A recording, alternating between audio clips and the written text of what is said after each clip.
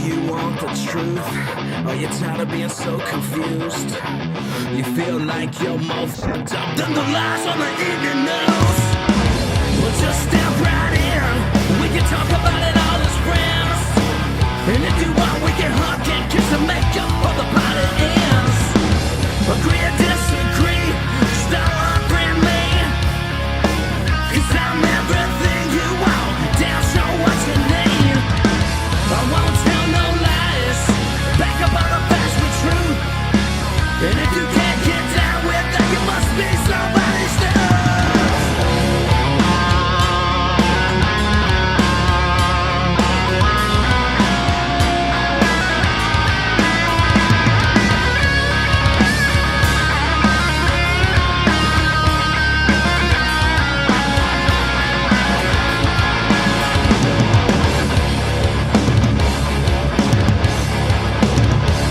There's no time to lose, and we need to get good. And I never say that. I don't feel good. I feel like dog poop. I don't know what the hell's going on. Just got this little bug. It's a viral bug. My son had it, and it hit him quick. And I haven't gotten all the stomach stuff, but man, it's no bueno. It's exhausting. Feels like I don't know. Feels like the friggin' flu without all the other stuff. I don't know how to explain it. Tired. Yeah, that's pretty much what it is. I almost didn't come on.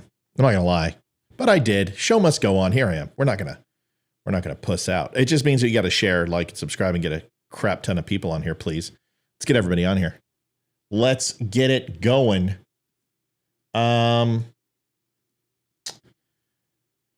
Twitter's doing well for me. I got to admit, it's kind of, I'm hitting my stride. If you haven't stopped on by, it's at the DUM Show. You can find it pretty much everywhere, for all social media at the DUM Show. But, yeah, Twitter's going well. I enjoy Twitter.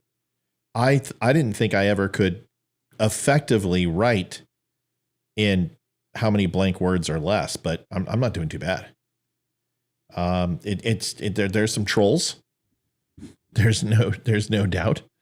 They're upset with me, but we're on the precipice of 1,000. Isn't it funny that starting out on Twitter, I had 72 followers this time last month. It's literally been 30 days. 30 days. And for 2 years, I could not, for the life of me, grow. I felt like an 80-year-old man without Viagra. I mean, it was that bad. And, 864 followers in less than 30 days. Now, compared to Facebook, that's nothing. But that's pretty exciting. I think it's pretty exciting. So swing by Twitter. Because in 136 people, I get monetized, which is great because it just opens up a whole new world. My live streams I can monetize. I can put ads in my stuff. And so stop on by. Oh, I'm fine. Honestly, I'm just tired. It's just, and I don't get tired. I'm not a tired guy. But I'm just, I had that, where you want to throw up, but you can't. You got that feeling. And then every bone in my body was just aching, and I was just laid out. I couldn't even move. It was horrible. Anyway, got 24-hour HIV or something like that. But anyway, so yeah, Twitter's doing well. So if you haven't stopped by the Twitter, do that for me at the DUM Show. Go over and give me a follow. And you can do that on all my social media if you don't mind. Helps keep the lights on. But let's get that thing going. I want to break 1,000. My goal is by January 4th, I want to hit 1,000. And I think that's possible. And then we can grow it from there. I'm going to put some effort into Twitter. I think I really like what he's doing. There's some funny posts over there. There's some things you can watch it live.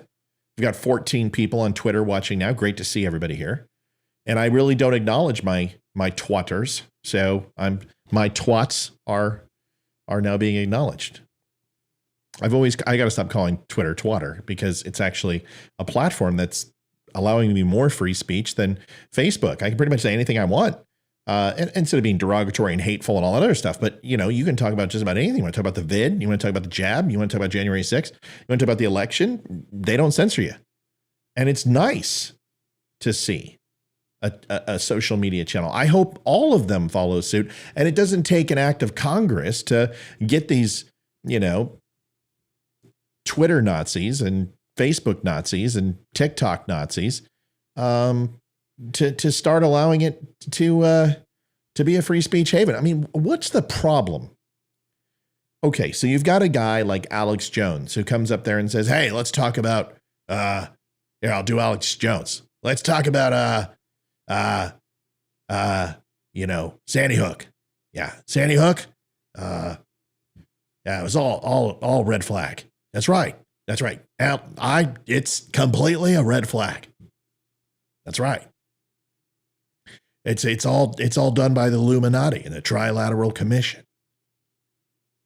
You're damn right it is, and that's right. Completely red flag.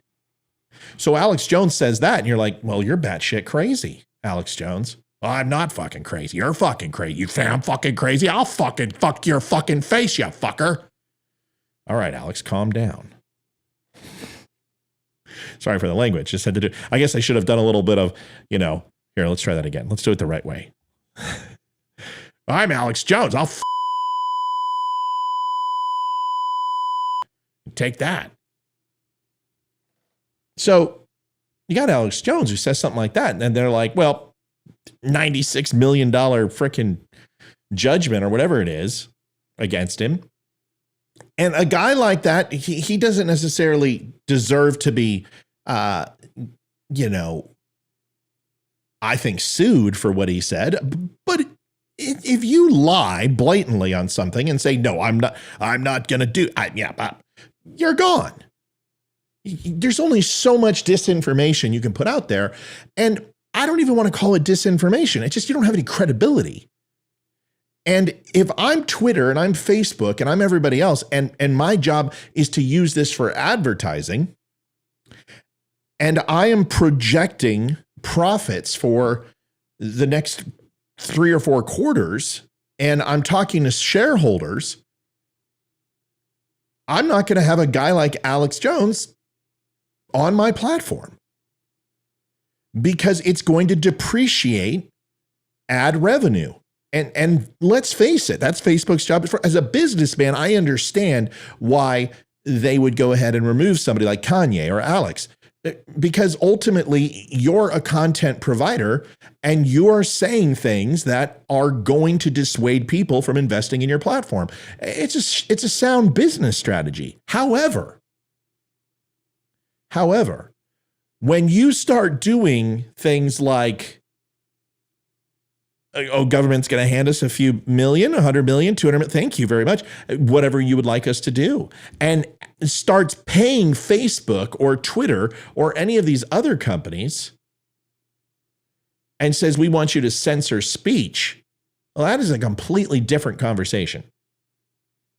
So although I can understand why they might throttle or pull back on Alex Jones, a lot of people feel that it's throttling, but I'm trying to play devil's advocate. There are advertisers who don't want to advertise on my stuff. Their brands don't want to be associated with me. So Facebook has to limit my ad revenue based upon only people who've checked the box to kind of take high risk people. And I understand that as a business decision. What I don't understand is getting strikes for reading news that is on a site, or giving my opinion, or saying that we're going to have a debate on conversation and then have them say, well, we're going to go ahead and deplatform your channel. Completely different conversation. Facebook has a right to decide how much exposure I have on their channel. And that's just the plain old truth. They are a business. They're in the business of making money, and I'm fine with that. What I'm not okay with is completely taking my platform and restricting me based upon my right to essentially express myself. Now, that's that the government can't restrict me. But if Facebook decides to do that, that's completely up to them. It really is a conundrum. It's a catch-22. And I know I'm doing a little double speak here, but what I want to see is strict guidelines for platforms to stay completely away from making decisions on their user base. And I like Facebook and the fact that it has a third party, which is very fair. I'm 2 for 3 with that off-site judgment panel. And I got to say, it's fine. What I like better is Twitter that lets the communities decide who gets, not throttled, but who kind of gets a slap versus an AI robot. And that's the great thing, is that if there's a post that I am like, well, this isn't correct or this isn't right or whatever it is, and I can report that, and Twitter sees that the user base is doing that, well, then I'm fine with that. And that's the way it should be. It should be the users who are interacting, who are moderating the content, just like they would in the public square or public conversation. That's what I'm saying. It's Red Friday today, 22 a day. You can get your 22 a day over at don'tunfriendme.com. You can also get some killer coffee over at don'tunfriendme.com. Minutemen Coffee is just doing great. Minutemen Coffee, partners of the Don't Unfriend Me show. You can go to the Don't Unfriend Me store at don'tunfriendme.com. We have a new special, something brand new, absolutely released literally last night, and it is just burning doors. The doors are on fire. People are storming Minutemen Coffee. We've had amazing traffic. I think we had something close to 750 interactions with our carts today. Just doing great on this sale. And the sale is buy 3 bags. These are 1 pound bags. This thing will last you. It's not like those little 14 or 12 ounce bags that you get from everyone else where they charge you $20. It's $19.84. 1984, Ronald Reagan. You get a 1 pound bag of coffee, 1 whole pound. People are like, well, shipping's a little expensive. Well, yeah, because you're in a pound, getting 4 more ounces, which is essentially like the firstborn child to pay for. So we give you a better price and a little bit more shipping. I think it's $7.50. It goes down when you do 2 bags. Do 4 bags and the shipping is basically nothing. That's the way you got to look at it. Go in there. You get 3 bags of coffee, 3, and you get 1 for free. It's not bad. Buy 3, get 1 free. You know you're going to drink it. And it's not like coffee's going to get any cheaper. So go over there and buy some coffee. I am in love with the Trader Joe's. My wife and I drink it every morning. It's fantastic. You can also go over to the Percival Flag Company right here. These guys. Percival Flag, that's Minutemen. Percival Flag Company is percivalflag.com. Jason made this beautiful flag and his wife, Katie. We had them over for Christmas dinner. Amazing people. The one behind me with the AR-15 on it. That is a wooden American flag. It's beautiful. It's all made of wood. It's made by veterans. Our company who supports veterans, excuse me. And the greatest thing about it is all made in the USA, and they give back to first line responders, frontline veterans. Amazing company. Do yourself a favor. Go on over there. It's only 1 day left for free shipping and 10% off. That ends tomorrow. All right. Thanks for letting me get that out of the way. So go over to Twitter at The Dumb Show. Thanks for letting me get through my advertising. I appreciate it because I got to talk a little bit about what the heck's going on. So first topic for tonight. First of all, the phone lines are open. Call in. It'll be a good night. I'm not in a fight night tonight, but if you want to come on. 1-804-504-1955. Just pick up the phone and call. It's through Skype. You don't have to show your face. And if you want to come on the show physically, randomly through the scroll in the chat, you will see a video link. You can click on that link and you can come on video and we can talk and chat. Love to see somebody new tonight. I know we're kind of low on viewers right now because it's night before New Year's Eve. It's like this. We'll be coming on tomorrow, and we'll hopefully keep getting a little bit bigger as we get towards 9 o'clock, 9:30. Hiding in plain sight. This one's interesting, man. This is the Idaho killer, and allegedly. And I've been following this fairly religiously because, first of all, it's strikingly similar to Paul Bundy, but not in the amount of frequency. And whether this was a robbery gone bad, or a fit of rage, or a planned event, well, we're going to find out. I think this trial is going to go national. I think it'll be televised. This will be huge. This won't be O.J. Simpson. This won't be the Menendez brothers. But I have a feeling this will go national. I think people are intrigued by this story. As you know, 4 people were murdered in Moscow, Idaho, which, just baffles. Just change your damn name. If we have to change the streets from Civil War generals and Capitol buildings, then fucking we should change Moscow, Idaho. Can we please? Can we do something just a little less, Iron Curtain red? I mean, can we name it like, ISIS, Idaho, possibly? ISIS, Idaho, is that possible? No? Hezbollah? Red Brigade, Idaho? Listen, I want to move to Idaho. I want the snow. I am so sick and tired of living in this beautiful Virginia with this gorgeous freaking chilly weather. No snow. What the hell? Anyway. So this is interesting. We're going to play it. I want you to listen to this, and we're not going to play the ad that's going to pop up because, of course, there's going to be an ad to pop up. Now, some people get upset and they go, Matt, what? You have ads playing during the live. Folks, it pays the bills. I got to keep the lights on. All right, let's give this a listen.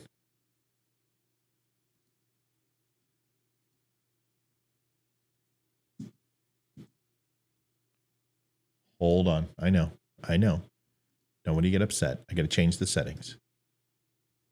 Oh, cool. You get to see my stuff. It's on preview mode. Oh. Okay, back to live mode. There we go. All right. So let's see. Preferences. Sound. All the time. Here we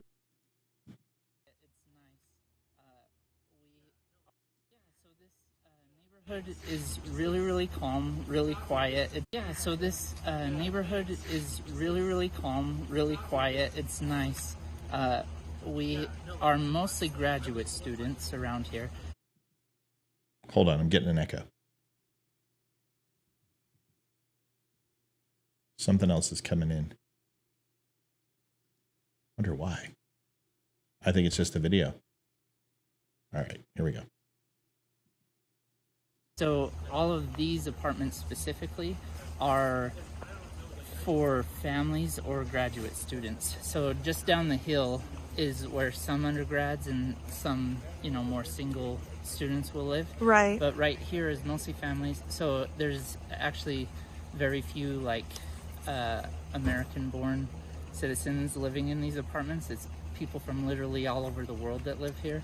And so it's really nice and fun to see all the different people and lots of really cool Except when you get murdered. I have friends from Pakistan living above me. I have friends from Africa just down the sounds peachy different house, from me, and we go to each other's houses and stuff. So it's a really nice community. They have you randomly just go ahead and murder 4 people. I'm not saying he didn't do it. Not this guy. We have ice cream together, or pizza parties for the neighbors, and everybody gets together. Pizza so parties? Some community what a building, party with this guy. Sounds like he knows how to get down. Spend our time studying at the university and writing and Right. researching and stuff. So that's what makes it pretty quiet, and it's nice for the kids.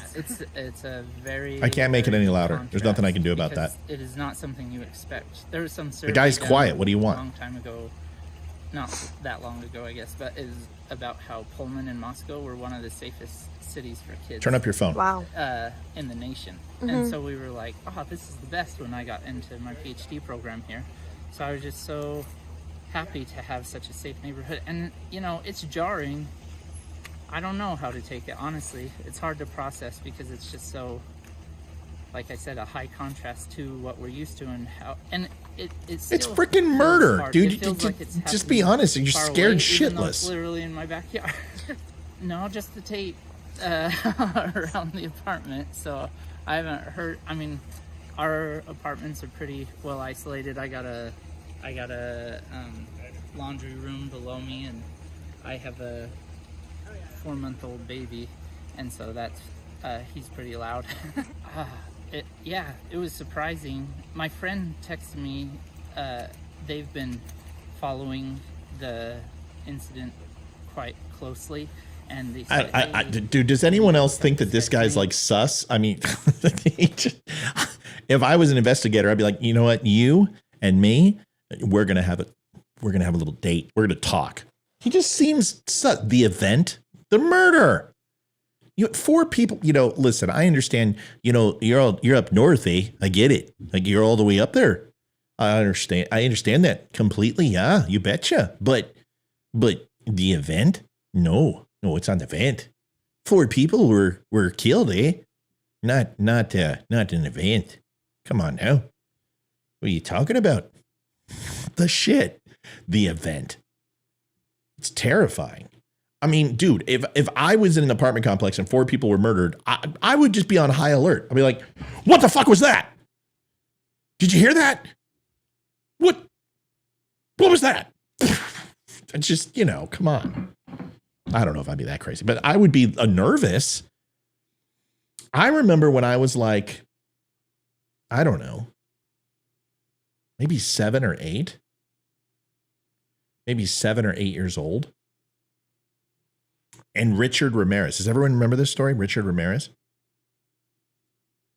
Richard Ramirez. The Night Stalker. See if I got a better voice here. The Night Stalker. Richard Ramirez.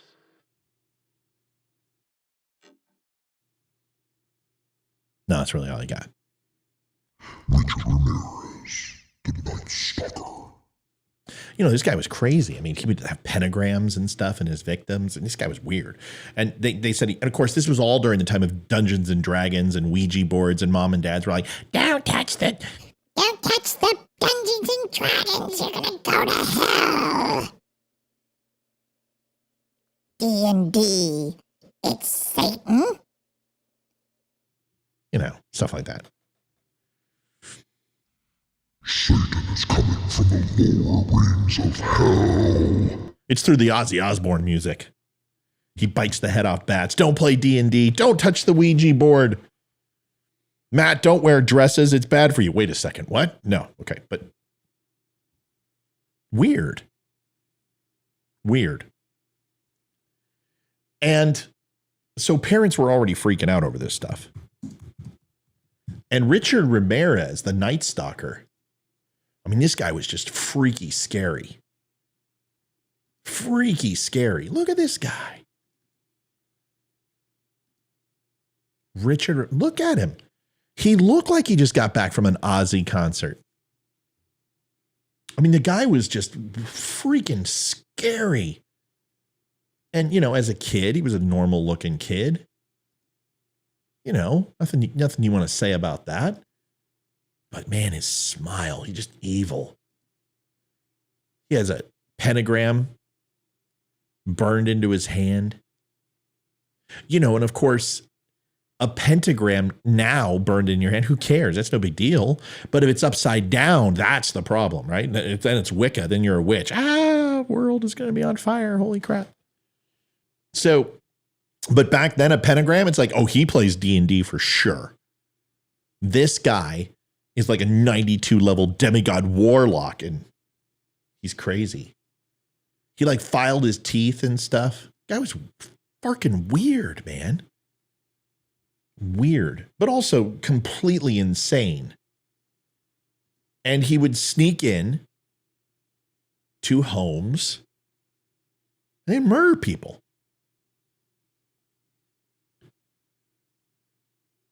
And murdered people. And this guy terrified California. He would go up and down the coast, and they were tracking his movements. Now, there was no Facebook back then. There was no cell phones. I mean, there was, but they were like literally like a shoe. It was like this. Hello? Hold on a second. This damn thing isn't working. It's just, you might be thinking it's gross to put my sandal up to my ear, but sorry. Stage theater, folks. I don't have any props. So anyway, there was nothing to track his movements. You had the news, and that was on from like 5 to 7. And that was it. There was no eyewitness news. There was no midnight Nightline. There was no like 24-hour news cycle of CNN.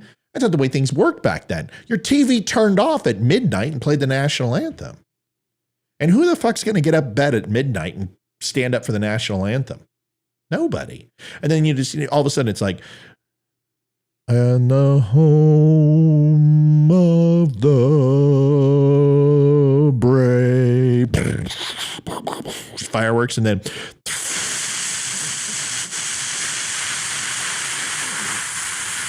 black and white.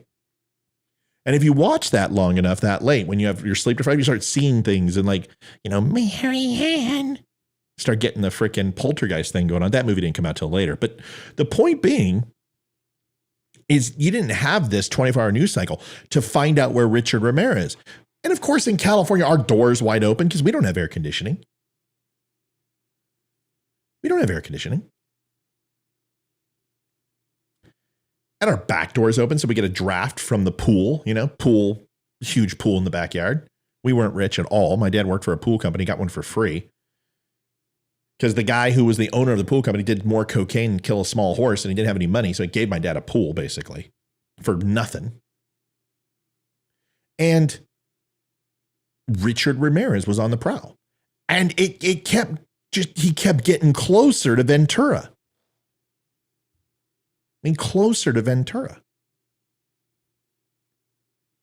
And by the way, you didn't turn off the TV when it hit midnight or 2 a.m., depending upon where. You left that sucker on. Why? Because there weren't any remotes. You had to get up. And you're just sitting there, you're like, now it's just like, Siri, turn off the TV. But then you're just like, you look up at it, and you're like, there's my white noise for the night. I'll just leave that on. Little did we know that cathode ray tube literally was putting out a hum and a frequency that keeps us awake. But who cares? The point is, we left that sucker on. And then eventually, the static would turn off and you'd have no broadcast whatsoever. Doesn't matter. Point is, Richard Ramirez was on the prowl. The Night Stalker. The Night Stalker. And he was going to kill everybody because we played D&D, had a Ouija board, and listened to Ozzy Osbourne, according to my parents. And we read books called Choose Your Own Adventure. Don't you remember Choose Your Own Adventures? You'd read the book and you're like, you're walking down a path. You hear footsteps behind you. Heavy breathing. All of a sudden, as you walk across the grassy area, you hear something fly over your shoulder.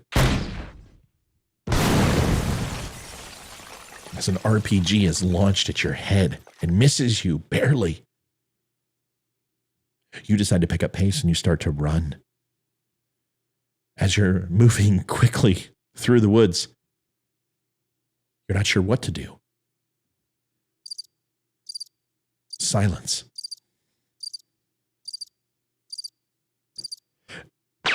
Two shots ring out at the night anyway. So you're reading this Choose Your Own Adventure, and it's like you come to a fork in the road. Which would you like to do? If you decide to go left, go to page 29. If you decide to go right, go to page 136. And you listen, and you knew after reading 2 or 3 of these books, you figured it out. You always wanted to go to the lower number. Because if you go to the higher number, you're like, why am I skipping ahead to 136? Well, that's an ending. And the ending is you're fucking dead. And you're like, damn it, I got to start over in that book again. Go to 26, you're like, oh, it's just going to be a flow of the story. So you just knew, I'm going left. And you would go left. And if you chose the 120 something, you're dead. You were going to die.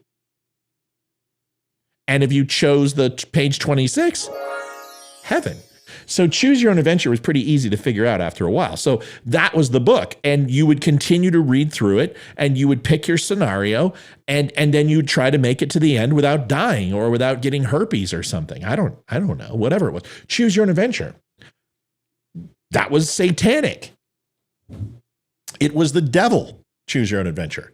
Thank you for going down memory lane with me, folks. This is fantastic. Let's keep doing it. I mean, nobody's on anyway. So Choose Your Own Adventure.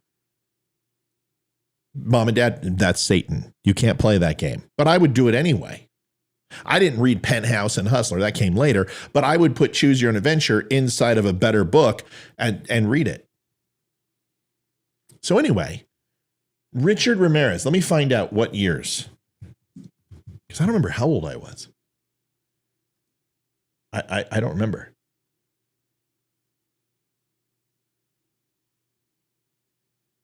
All right. So, Richard Ramirez. He died June 7th, 2013. His real name was Ricardo Leva Muñez Ramirez. Holy shit. His by name was the Night Stalker. He was born in El Paso, Texas. Go figure. He died June 7th. He was a serial killer, rapist, and burglar who murdered at least 13 people in California from 1984 to 1985. Damn, I'm good. I was 10. Thought I was 7 or 8. Close enough. He was convicted and sentenced to death, but died while in prison. Of course he did. They let him live for like farkin' ever. So he went up and down Los Angeles. And every night, like COVID, you had an update on this guy. And they would say, Richard Ramirez is moving down the 101. He's in Thousand Oaks. He's in Westlake. He's in Santa Paula. Oxnard. He's 7 miles from Ventura. And it was like a dilapidated satanic Santa Claus. It was like watching NORAD Tracker. Instead, it was Night Stalker Tracker. And everyone's sitting around the TV, you know, waiting for it to turn off and go, as we're waiting for Richard Ramirez to show up. And not to bring a sack full of goodies, but literally to rape and murder all of us. And I was scared to death. And my dad had the fucking door open, and my mom had the door open. It was too hot. It's like, let's see, Richard Ramirez, rape and kill us, or we're going to have to go ahead and not have AC and be a little warm. Open the doors. And we'd watch TV, and it's like my TV set's right here, and the door is right there. TV door. And it's like we're laying on the floor, and I'm just like, at any moment, Richard Ramirez can walk in, and the Night Stalker could take us all out. This is what I grew up with. There was no safe space. CPS didn't come and say your parents are abusing you. Nothing. Holy crap. No wonder why this generation is so messed up. And this younger generation is so entitled. We had to deal with the Night Stalker. Richard Ramirez, a satanic D&D player who listened to Ozzy Osbourne and read Choose Your Own Adventure. I couldn't believe it. So yeah, that was scary. And they finally caught him, and we're just like, oh, thank God. You know, the Night Stalker is not going to visit our house. But this guy was terrifying. I mean, and this was in the days of Ted Bundy and Charles Manson. Some crazy stuff. It was scary. It was terrifying. So this guy in Moscow, Idaho. Moscow. You got to rename this thing. He was a Washington State University graduate student. He was arrested in Pennsylvania Friday morning in connection with the murders of 4 Idaho co-eds, and they were all shocked to learn, aren't we all? He was such a nice boy. He kept to himself. I walked by him once or twice, and he never said anything. I can't believe he was such a nice boy. There were never any signs. He played a lot of D&D and read Choose Your Own Adventure books and a Ouija board. But nothing else. Such a good boy.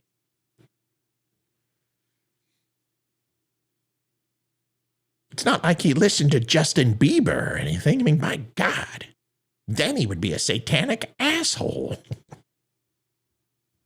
He just played D&D all night. I don't know what happened. Such a nice boy. Got him in Pennsylvania. Like Pennsylvania needs any more shit. This guy had to flee to Pennsylvania. He couldn't have went to New Hampshire. It had to be Pennsylvania. Pennsylvania. Suckhole of the planet. So, no offense to my Pennsylvania people. I'm sorry. I didn't mean that. He was such a nice boy.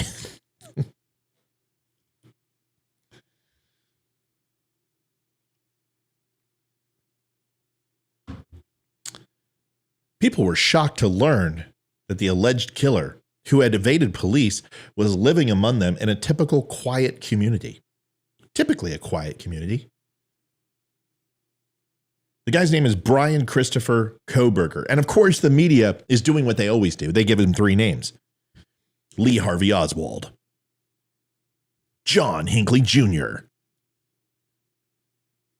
Sirhan.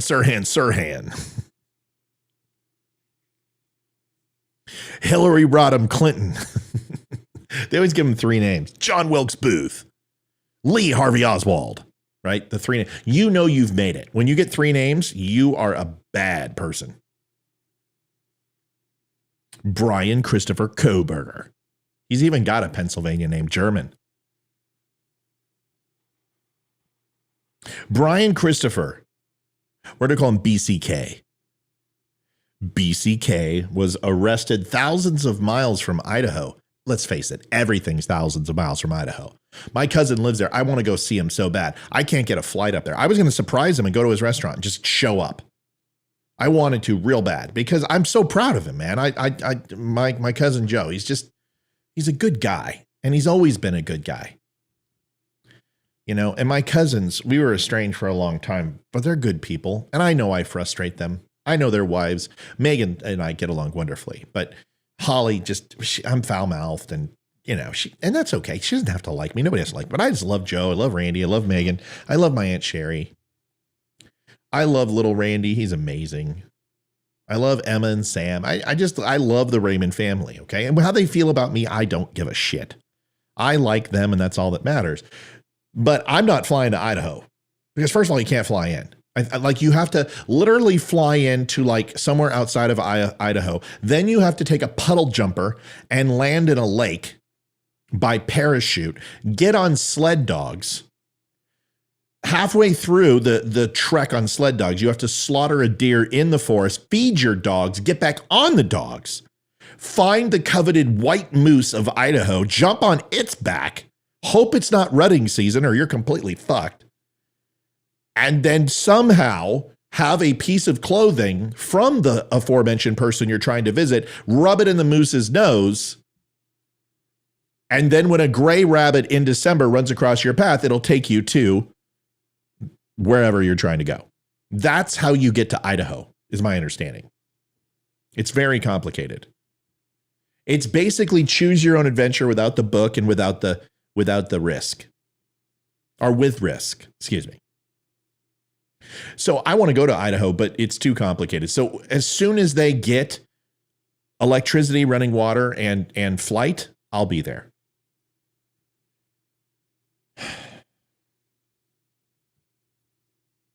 Justin Williams, a 34-year-old WSU employee who we just heard from, said it was a quiet neighborhood. He was such a nice boy. I'd see him go check his mail. That was it. Other than that, I've only seen him like twice the whole time. And I've lived here since July 21, said Justin Williams, who lived in an adjacent building. Now, all my neighbors are freaking out, I promise you. They're all flipping out. They're all going, are you kidding me? Matt, we haven't seen him since July of 21. He's a serial killer. Folks, they don't see me. If you want to see me, knock on my door, right? I go out in the front and I may rake some leaves, go chop some wood, water the plants, walk the perimeter with an AR, with night vision goggles, and pop smoke right when I go out the door.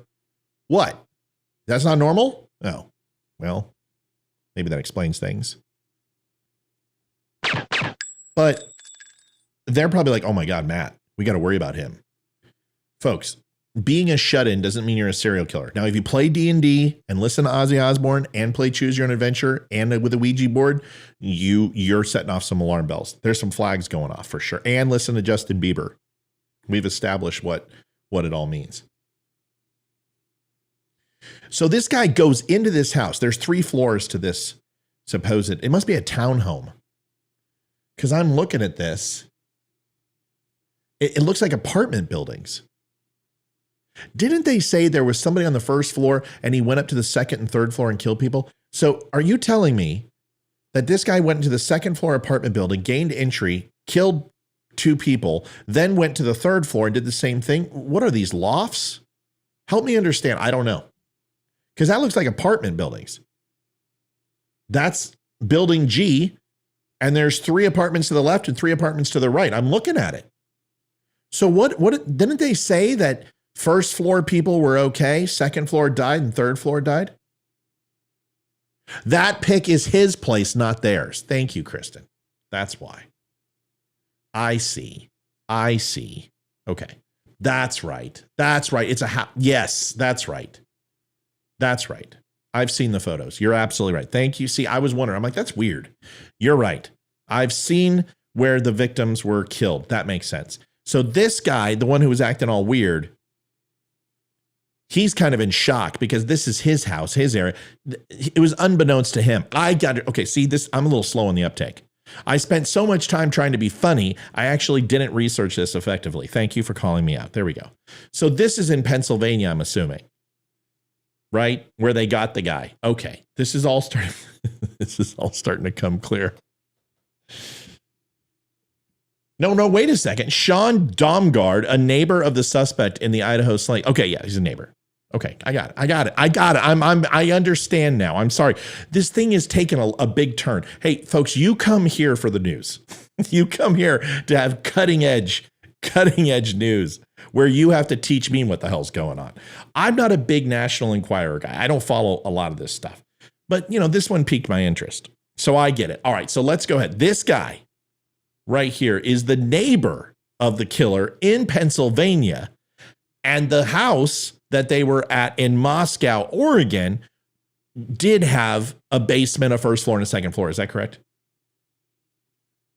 Okay, Darren says, wait, I listen to AC/DC and play Call of Duty, walk the perimeter with my AR and in full gear. What does that make me? A serial killer, just like me. That's it. That's what it is.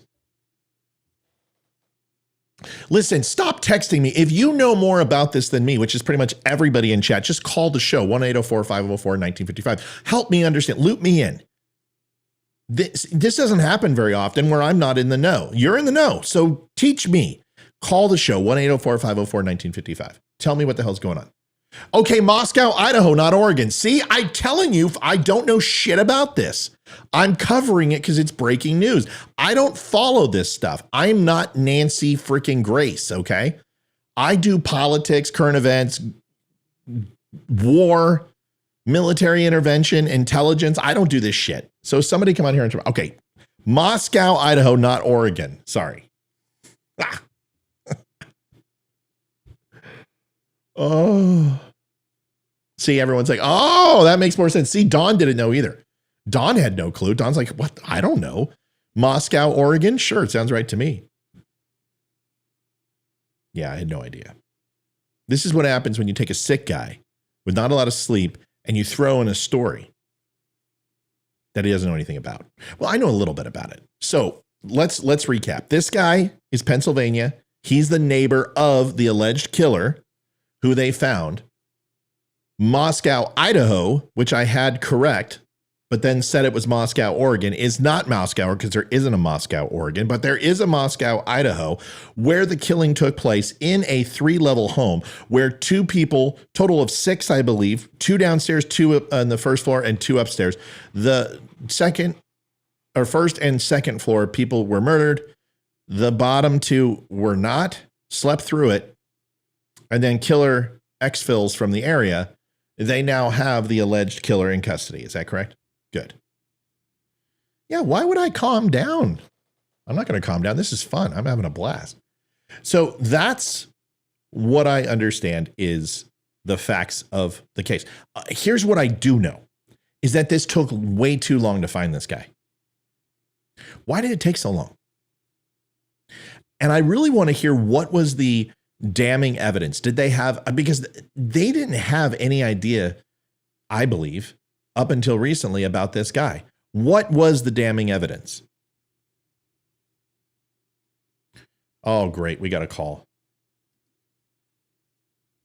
Hold on. Why is this thing? Okay, I got 2 people calling at the exact same time. That's weird. Hi, who am I talking to? Vicky, tell me, are you calling about this killing? All right, tell me, first of all, hold on. I got another call. Hey, 865, call me back. I got Vicky first, and then I'll bring you in. All right, Vicky, tell me about what am I missing about this thing? What do I not know?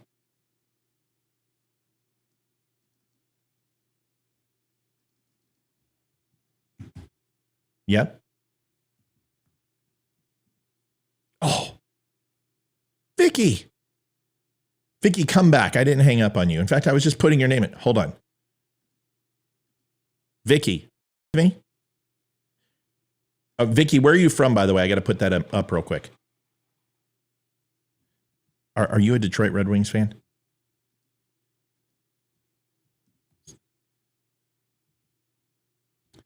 Can I ask his name? Is it Abdicator? Yeah, right when you said Justin, I'm like, Abdicator? Holy crap. She didn't marry him? What the hell? She'd be in the Ducats right now. He's a good little player.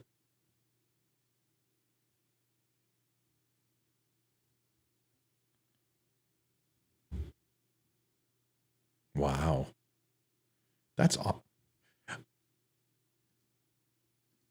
They hang out at my house all the time. Okay, so I always forget to do this. I forgot to unmute Vicky. Vicky, her daughter is dating a Detroit Red Wings player. And I'm like, which Detroit Red Wings? And she's like, Justin. I'm like, Abdicator. So I pretty much know every hockey player in the NHL. I'm a big fan. And Abdicator's not a small name. He's actually a fairly prolific player. He's not top 5, top 10, top 25, but he's a good second line, third line player. It doesn't matter. The point is, I'm like, marry him. And I'm not a Detroit Red Wings fan. All right. So Vicky, sorry that she's on mute. I know it happens all the time. Vicky, so tell me a little bit about this. Start over about this, the 4 people who were murdered. And I'm not trying to make light of it. I'm just, I don't know a whole hell of a lot about it. Tell me, what do I need to know? Go ahead. Well, and it was November. It was before Thanksgiving on the 13th, like in the middle of the night. It was a Saturday night. All the kids were home at that apartment, and they were all in bed by like 2 a.m. And the killing, they said, happened between 3 and 4. And what happened, it's really unusual because like 2 people were on each floor, and the outlay of the house, seems like it would be really hard to navigate it unless you knew what you were doing. Right. But they had a dog. They put the dog in a bedroom and shut the door, and the dog didn't bark, I guess. I don't know. We'll find out more. But Sure. He went to one floor. We don't know if he went to the second floor first or the third floor first. But if he went to the third floor first, it would be Kaylee and Maddie, and they're both 21. Maddie was a senior, just getting ready to graduate, and they were both killed, and they were sleeping in the same bed. Girls do that kind of stuff. Yeah, absolutely. Guys do that too, but yeah. it's when we're completely inebriated and we think it's a girl sleeping next to us. But go ahead. Yeah. Well, they had been out. All of them had been out that night, like at parties and stuff. So they were drinking and they were having fun and doing what kids do, right? So that explains possibly why the first floor. Was it first floor or basement, Vicky? It was actually, if you entered the house from the front of the house, it would be the bottom floor, like the first floor. But if you entered through the slider, you would go right into the second floor. Okay, so it's very much like my house. My house is, you enter, it's a first floor, you go from the back, you enter through the basement. Okay, so so that makes sense to me. Cool, I got that. Plus them drinking explains why the first floor possibly didn't hear what happened. Is that correct? Right. Okay. Right. All right, go ahead. So I guess Kaylee on the third floor, the 2 girls they were best friends all the way through junior high and high school and then college. And they were living together. So, they both died, but I guess one of them had defensive wounds. They didn't say which one, but Kaylee was stabbed the most. They were all brutally stabbed, in their chest. And I guess Kaylee the coroner described it to the father, the liver was out, and God. It was bad. And then so this is a crime. Is this doesn't that, Vicky, now this is where I do get involved because I have more questions. Would that that would probably, from a psychological profile standpoint, make it a crime of passion, right? Well, he was the guy that did it, this Brian Christopher, whatever. And we have to his say name is. alleged. We have to say alleged just to cover our ass. Okay. Yes. Go ahead. But he was he got his master's in June as a criminal. What are some of the degrees? Criminal Justice, criminal science, criminology. criminal forensics. Yeah, that's what his degree was in, and he was working on his PhD. And I guess I would be interested to see what his thesis was about for his master's. But he had this survey that he had out on the internet about volunteers for a study.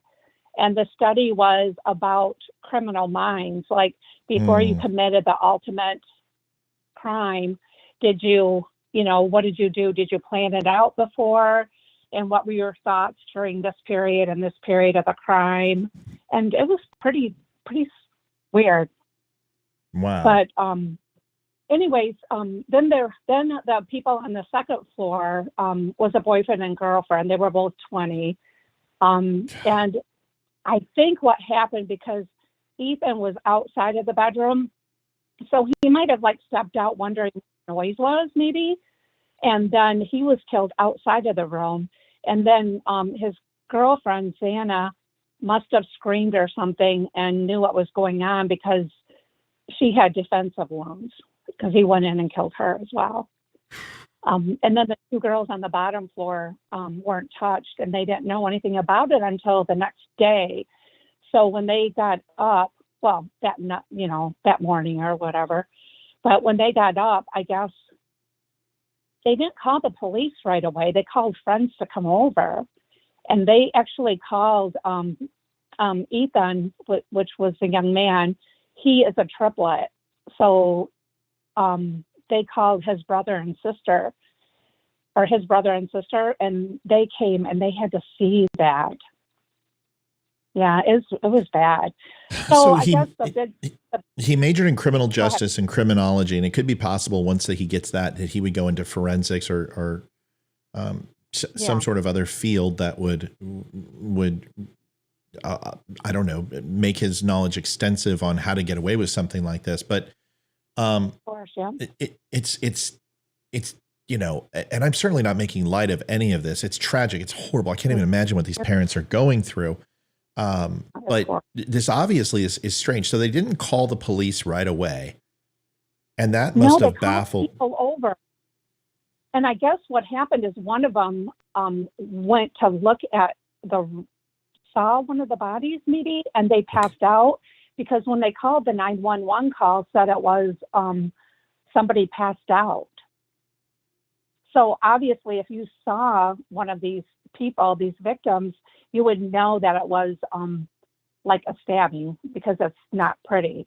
Well, so sure. No, it's an extremely brutal process. I mean, killing someone with a knife is, and I don't even need to use the word intimate. Right. It's personal. It's intimate. It's vile and it's violent. It's not an easy process. It's not like the movies that you one stab and you just go down. I mean, listen, and I don't mean to be graphic, but killing a human being is not an easy thing. It's not like the movies, they walk up and put their hands behind a guy's neck and snap. That's not the way it works. It's a violent, horrible thing. And it's scary. For him to be able to go and do that to all of them, and they were both in the same room together, and then of course they were saying they were trying to identify the knife and saying it was what kind of knife do they use, like in the Army, the AK or the K-bar? Yep, K-bar. Yep. Yeah. K-bar is not a small weapon. I own a K-bar, and I guess you can buy them at DUM Stores or whatever. They're in every single any type of Army surplus store. They're everywhere. You can find a K-bar everywhere. It's hunting and yeah. Oh, so I was just over this morning when I found out. That's why I sent you that email, because I was like, oh my gosh. I mean, you probably were like, I don't even know what she's talking about. No. Listen, it's not like I don't follow the news and things. These stories don't necessarily, even though I majored in criminal justice and I like it a lot. I really did that because it was a nice little accompaniment to political science that I majored in. But, you know, I wanted to be cop. I wanted to be FBI I at one point in my life. But, you know, I just started reading and getting into this a little bit more. And it was just intriguing of what took so long. I mean, did that surprise you, Vicki, how long it took? Well, I think the police, it was 49 days, I think, or something like that. But I Okay. think the police had, they had an idea of, I think it took a while, like 6 weeks for the DNA to come back. But I think they have like DNA and maybe, the car, as you know, and then now they have the car so they can do testing and stuff. And I guess some of his blood was at the crime scene. I mean, this is what I'm hearing, so I'm not sure. But Somebody said in chat that Yeah. he asked the investigators had they arrested anyone else. he did, yeah. Well, that's- We don't know if there's other people involved. Well, that would Or explain it. maybe- Well, you know, it could be one of those, you know, trials where, what is that guy that rammed into all those Yeah. people at the parade Yep. last Christmas? Yep. Yeah. You know how he did his trial, like he represented himself. He was, you know, he represented himself and it was a big chaos in the courtroom. Well, this Yeah. guy probably knows so much that it's going to be, you know, Well, kind of a criminal law and criminal justice are two different things. And the only reason I know about criminal law and the Constitution and everything is just because I, you know, like most things, I just study it, you know, what I'm interested in. But it's, that's weird for him to ask if they arrested anyone else. And I guess it was like in the mountains, right? That's where they found him. I don't know. Right. And wasn't it much about- snowing? I'm assuming that in Moscow, Idaho, there had to be snow on the ground. Where's the Well, blood trail? There wasn't any snow until they got there the next day. It started snowing. Okay. So that's actually That's not what- a good thing no. because then that impedes the evidence, right? Yeah, because you can see like Haley and Hannah, they were home from the corner bar where they were at, and people were really looking into these videos of, you know, the surveillance videos because they were thinking that it was Jack, you know, Kaylee's ex-boyfriend, and you know, people were like, Right, having that all these poor guy. I suspicions. heard about that, but how about that guy? I mean, but see, that's the problem. Once you go ahead and you make accusations, or even the slight nuance of that he's a suspect, his life's over. Nobody's ever going to believe that he didn't have a part in this, even if they convict someone else, right? Well, they never accused him as being a suspect ever. But didn't the media, So he was never- Vicki, didn't the media do enough of that? Because that's the feeling I got when I did see this, is that the media had already convicted this guy in the court of public opinion. Would you agree with that? I think so much the media, but well, maybe is it considered media, like the online or the online Sure. shows that, you know, investigate all this Sure. stuff? Yeah. You know, people, and yeah, I think a lot of them. Sorry about that. A lot of Okay. them were they were just throwing out, you know, possibilities. I mean, you do that in law school too, right? Like my son-in-law is an attorney, and in law school they had all these debates and all these things where they had to figure out who was a killer and real life cases, you know. Sure. Sure. Yeah. And they call out those names and everything, you know. It's just part of weeding it out, you know. Everybody can be a suspect, you know, or in public opinion. Vicki, I respect and understand. My point is that, and once again, I don't mean to be graphic, but killing 4 people in a closed space is not a clean process, especially with a knife. I just don't understand. There should have been so much physical evidence. It doesn't matter if the blood was mixed or whatever, but there certainly from a DNA perspective, that makes it difficult. But tracks, you know, was this guy in a complete, you know, hazmat suit? Was he, you know, made sure no fibers? I mean, how was this guy the next Dexter? I don't know, but for that long of a time to find this guy, it just smacks of that they didn't effectively do what they should have done. Well, yeah, I think right away, I don't think they secured cameras right away like they should have, because the cameras, like a lot of the data is, you know, erased in 7 days. So, you know, a lot of places they were trying to get data from them, and they're like, that was deleted, 3 weeks ago or whatever. Right. But It's Idaho. but they did. I guess they did see his car like leaving. Wasn't that a the black town, truck or like- something? No, it was a white Solantra, or a white. Well, they said between 2011 and 2013 Solantra. No, something like that. Yeah, it was a Hyundai Elantra. Solantra, yes. But I think he had a He different. drives a car. K It was a car. 2000 Ugh. Yeah, it was a 2015, like a different car, but it looked the same. Like the body looked the same. But it was a grainy picture, and you couldn't see it well. That's just kind of, it's just strange, I mean, and all of these things are, right? I mean, and that's, you kind of super sleuth it and you want to go ahead and fill in the blanks, but we don't know. But the fact that he said, has anyone else been arrested? It's actually, he sounds like it's full of shit, but it sounds smart because it gives him a trade or a plea deal. And, the prosecutor is going to know this and the DA is going to hear this and think about, all right, well, if there's a second person involved, this guy might want to plea it down or whatever. Oh my gosh, they better not. Well, of course not. But if there is somebody else involved and this guy goes, hey, I had an accomplice, that gives him leverage to say, this wasn't my idea, or I was egged on, or I was in a lover's quarrel and this person, said they were going to leave me unless I did this, whatever. Then you start getting into some of the psychological stuff that happened with, what was that crazy girl that stabbed her boyfriend in the shower? All those times. What was her ass? Oh, she was nuts. I don't know. I hate to take a shot. yeah, but I don't remember her name, but she was insane. I mean, she was just like Fatal Attraction, and she stabbed him like 82 times and some shit.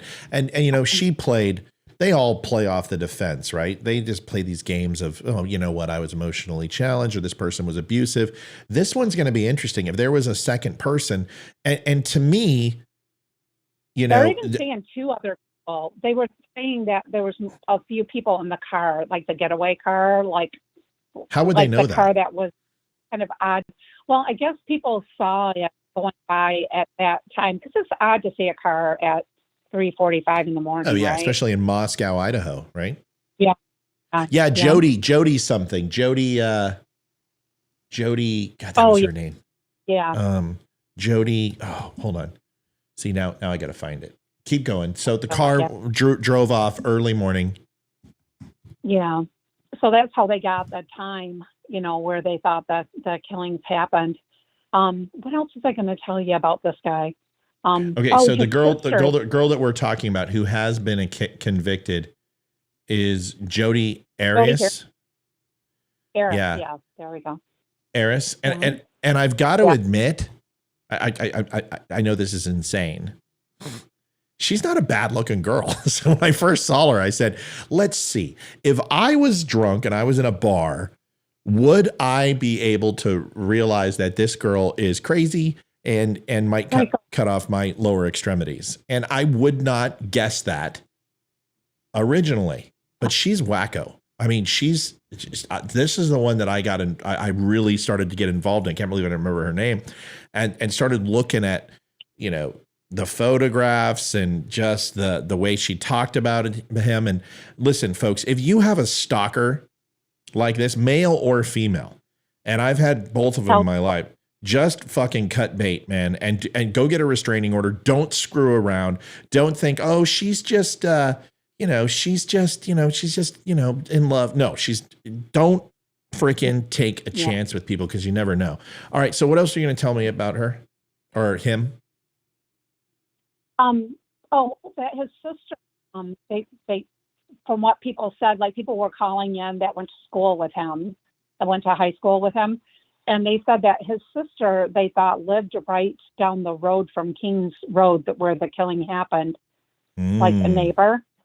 So he might have known the girls, because he went to University of, or Washington State University or something like that. Right. Washington State, which was like 40 miles or something, or 20 miles from there. Right. But all those colleges party together and they hang out together. I mean, that's common. Boulder and CSU is that way. And they're, 35 miles apart. But every college I've ever been to has a sister college, unless it's a podunk town. Yeah, they're rivals, but Michigan and Michigan State are the same. One's Right. in Lansing and one's in Detroit. Yeah. Yeah. So, But yeah, it was crazy. Do you ever watch the behavioral panel? no. Have you? No, never. Tell me about it. Okay. My gosh, it's so interesting because they are they're Army interrogators or military interrogators. They Right. do they teach the military about interrogation. Yeah, I don't know They teach anything about classes and that. everything. Two of them are military, and then the other one is from, I think, London, and he teaches like the G7, like how to present See, themselves. British because SAS. yeah. And Yeah, then probably. the other one just wrote a couple books with the military guy. But what they do is they take all these. They did Jody Harris or Harris too, and they go to all the look at all the interviews, and they talk about their body language. Oh, I love doing that. And- See, that's what I'm good at. That's why I can smell a lie like a fart in a car, just because of. love Tell me that. the name of the show. It's called Behavioral Panel. What's Look it it on? up really quick. And Is it Netflix or what? no, just on YouTube. Oh, okay. Behavioral Panel, Mm-hmm. and they're doing it right now on Megan and Harry, Oh, nice. Prince Harry. Yeah, nobody likes Megan, unfortunately. So these Nobody guys likes are her. probably former spooks. Yeah, I mean, Yeah, listen, the two of them have a lifetime yeah. military background. Well, I mean, counterintelligence and interrogation is something I may have dabbled in my life, but I'm very good at recognizing people who are lying or being dishonest, and that's one of the reasons I'm pretty effective at predicting things. It's there's pantomimes that people give off, and women are very complex in their pantomimes and their printing, but men are a little less. They talk about like protecting your pride. Like people will put their hands like across their lap or across their Right. throat or Yep. chest, and yeah, Body just language. like little shoulder shrugs or little things with their eyes and the way that they move their eyeballs. If they looked up Right. and over, Up it and to the means left something. versus down and to the right, and using the creative cortex versus the memory cortex of the brain. Yeah, and I know all the pantomimes, and it's pretty easy to tell. And then there's groups that obviously teach you how to subvert those things and naturally do repetitive tics in a certain period of time, and watching where your eyes go. And I've always been good at kind of circumventing people reading me. I'm not an easy person to read. A lot of people think I'm angry when I'm not. A lot of people think I'm pissed off when I'm not pissed off. So, having those little nuances. I mean, you've been watching me long enough, Vicky, probably know when I'm pissed versus when I'm not. So it's interesting. I like, this is a very interesting case. I'm definitely going to go watch that behavioral panel show. I think my wife and I would enjoy it. They are right on, and they're like, they have no bias in it at all. They're like, we're just showing you what we see. Like, they're not like, they're not making saying that predictions. They're just saying, Yeah. here's what we're seeing. Well, yeah, you can do that with anybody. And like, my wife we'll be watching something, and I'm just like, that person's lying. That person's not being honest. And it's easy to tell, but also it's great in debate, because when you can listen to people's inflection in their voice and listen to the nuance, that can also give away triggers from non-visual triggers. You can tell a lot from somebody, and you can find out when they're being honest or when they're not. And I usually use those verbal and nonverbal cues to kind of guide how I treat people too, because my uncle was that way. My uncle was a detective, homicide, 6'7" or 6'6", big, huge man, giant of a man. And that's where I get my size. And he was always, I couldn't imagine him as a detective because he was a detective. This guy would scare the living shit out of me in an interrogation. And I've interrogated some pretty strong and violent people, but he was amazingly and, just, I don't know, awe-inspiring, intimidating, and I'm a pretty big dude. So, anyway, my point being is just, I come from a long line of people who, are fairly intimidating, fairly gruff, fairly intense in their demeanor. And I always like watching people like that. So I'll definitely tune into them. And it sounds like there's a very different balance of people. It's not all just one style, that they all have a certain skill set that helps them. And then they did Alec Baldwin, and just they do a lot of, people just, write in and say what they want, and they just kind of go with, they didn't want to do the Meghan and Harry thing. They're like, oh my gosh. But they did it. Well, but, I think it's I didn't want to necessarily do this tonight, but I did it because it's news and it's interesting, and people are, obviously you're very seriously, tracking it and watching it. And I think that's a great thing. And it intrigues me. Do you believe that this case will go national? Like I think? Oh, it's a worldwide, but yeah. I had that were in college, I had 3 at the same time. And then I had 2 at the same time after those 3 moved on.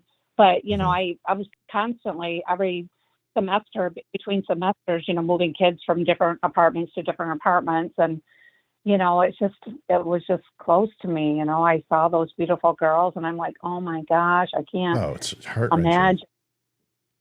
It's horrible. But, and the other thing it tells me is like using a knife. He had to have secondary wounds from scratches to.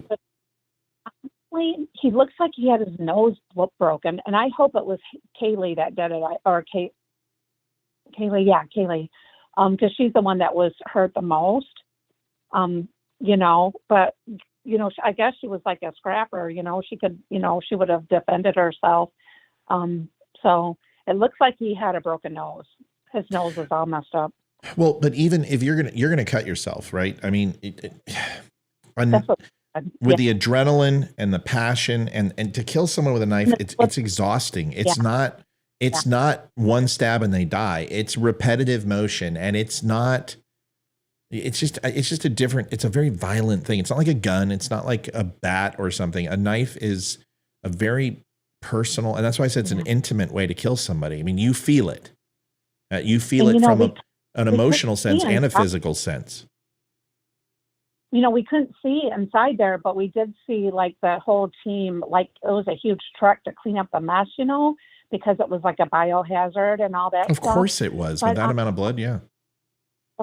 And the side of the house, they actually showed, and I would be upset if I was the family, because they actually showed like red dripping down the side of the brick outside. Oh God. Yeah. Yeah. It's going to be a very, I hope a quick trial. I believe Idaho has the death penalty. Is that correct? That's what I was wondering. No, you know what? I was going to look that up tonight because I was curious. Here, let's look it up. That. That's why we do this show. Let's look it up. Yeah. Idaho. How's your daughter doing? Oh, she's doing really good. She's got a new boyfriend since May. Holy crap. He's really nice. He's a police officer in Germany. Oh, good. And so I got him the blue flags. He really likes that. I'm so glad you did, and I'm sorry about the mix-up with one of the 3. And your daughter is a beautiful girl. It absolutely does not surprise me that she's dating somebody, an NHL player. So yeah, she's a good girl. Capital punishment was reinstated in Idaho on July 7th, 1973. Did they bring him back to Idaho, or did they go ahead and arrest him in Pennsylvania? Because no, they don't. They're in Idaho. He's on his way he's in right Idaho, now, so they extradited him from Pennsylvania, where they got him and brought him to Idaho. Is that correct? Yep. Oh, he's going to face the death penalty. There's no doubt. Good. Yeah, if he's found guilty, the prosecutor's going to go for death penalty for sure. You can't have a person like that running around, Holy shit! Hold on. This is sad. I just got some news. What? Hold on. Barbara Walters just died. Did she? Oh. Yeah, and that's When she was in the View, I liked it then, because she was kind of fair. well. She is amazing. She was a trailblazer. She was an amazing human being. Her ability to interview people, to ask world leaders. I always admired Barbara Wawa. My mom loved her. I Yeah. watched her. Yeah. And seeing that the whole sucks. list of the people she interviewed must be like the most. That's sad. Like that one's not, I know when you get older, more and more people pass away, but that's horrible that she just, it's too many good people have died recently, man. And I always love Barbara Walters. She's had grace. Her interview, I remember her interview with Mike Tyson and Robert Givens. I remember her with Clinton and Hillary. I remember her with Princess Di. She was amazing. She just was a fantastic interviewer. Yeah, I used to love to watch her. She was on what night show was she on? Like 60 Minutes or something. ABC, and she would do these random specials, and they would come out of the blue, like before the Super Bowl or before the State of the Union. And Barbara Walters, an exclusive interview, 1 hour sitting down. So it wasn't like on every week. It wasn't on. It was just random interviews. But yeah, that's what I remember. I know she was on The View, and it was ABC, I believe. And Vicky, you need to call in more. Your knowledge on this was incredible. Like, you taught me a shit ton. I didn't know any of this. So thank you so much for saving my bacon and coming on here. And you saw me flailing and coming here and saving my ass. I need to call him. Like, I need to come in here and save Matt. Matt's going down. He's in flames. But I tried to add comedic value to it. So that's we'll see if it has some good skits where I can cut it up and play it again. So yeah. Well, I love you. I'd help you out if you needed it. Ditto. I appreciate you, Vicky. Thanks for calling in, my friend. I'll talk to you soon. Yeah. You have a great night. All right. Talk to you. Bye.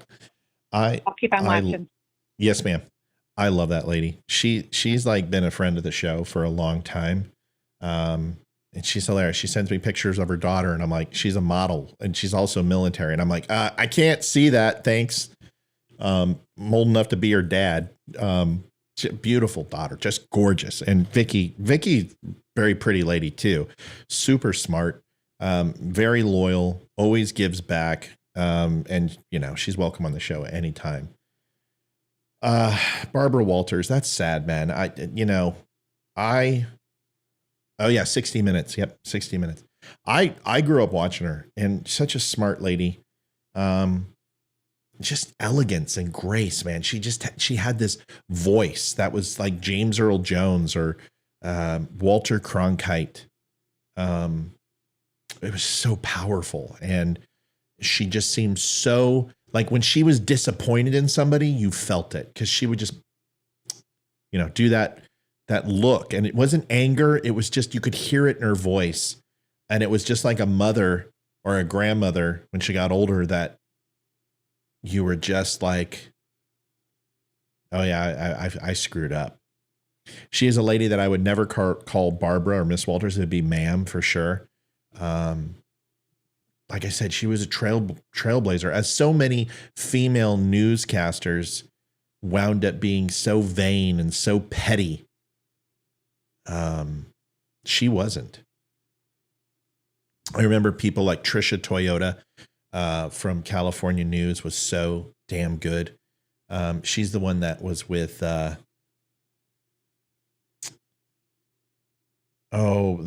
daytime talk show host. I don't remember, but Connie Chung was fantastic. Barbara Walters. She always reminded me of Gene Fitzpatrick, who I thought was an amazing politician. Yeah, that's sad, man. She's a legacy for sure.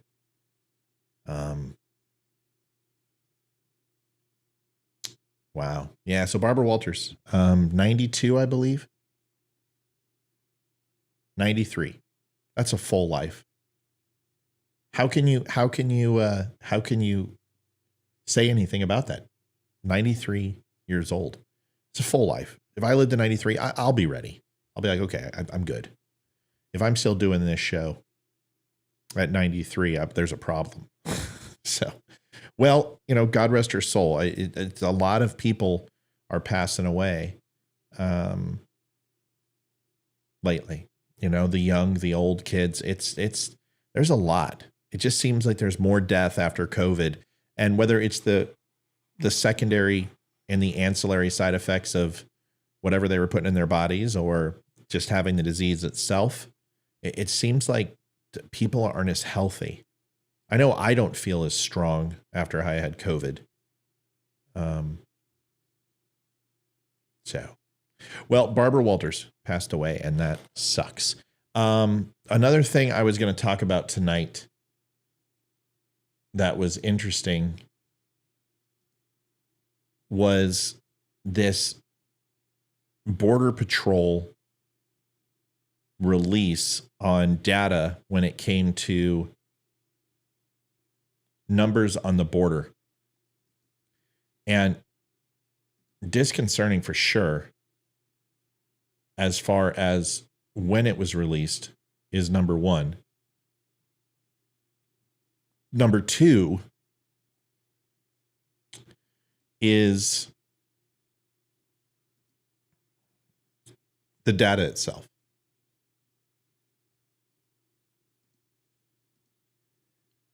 And when you look at some of the data that came through on this, first of all, it was released.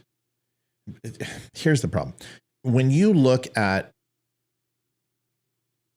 major news coming out of the White House, when the president says, I want to make a national address, all stations absolutely have to comply with that. And whatever's happening gets interrupted. Now, there are certain stations that with Donald Trump said, we're not going to do it because, everyone wants to buck the tiger with Trump.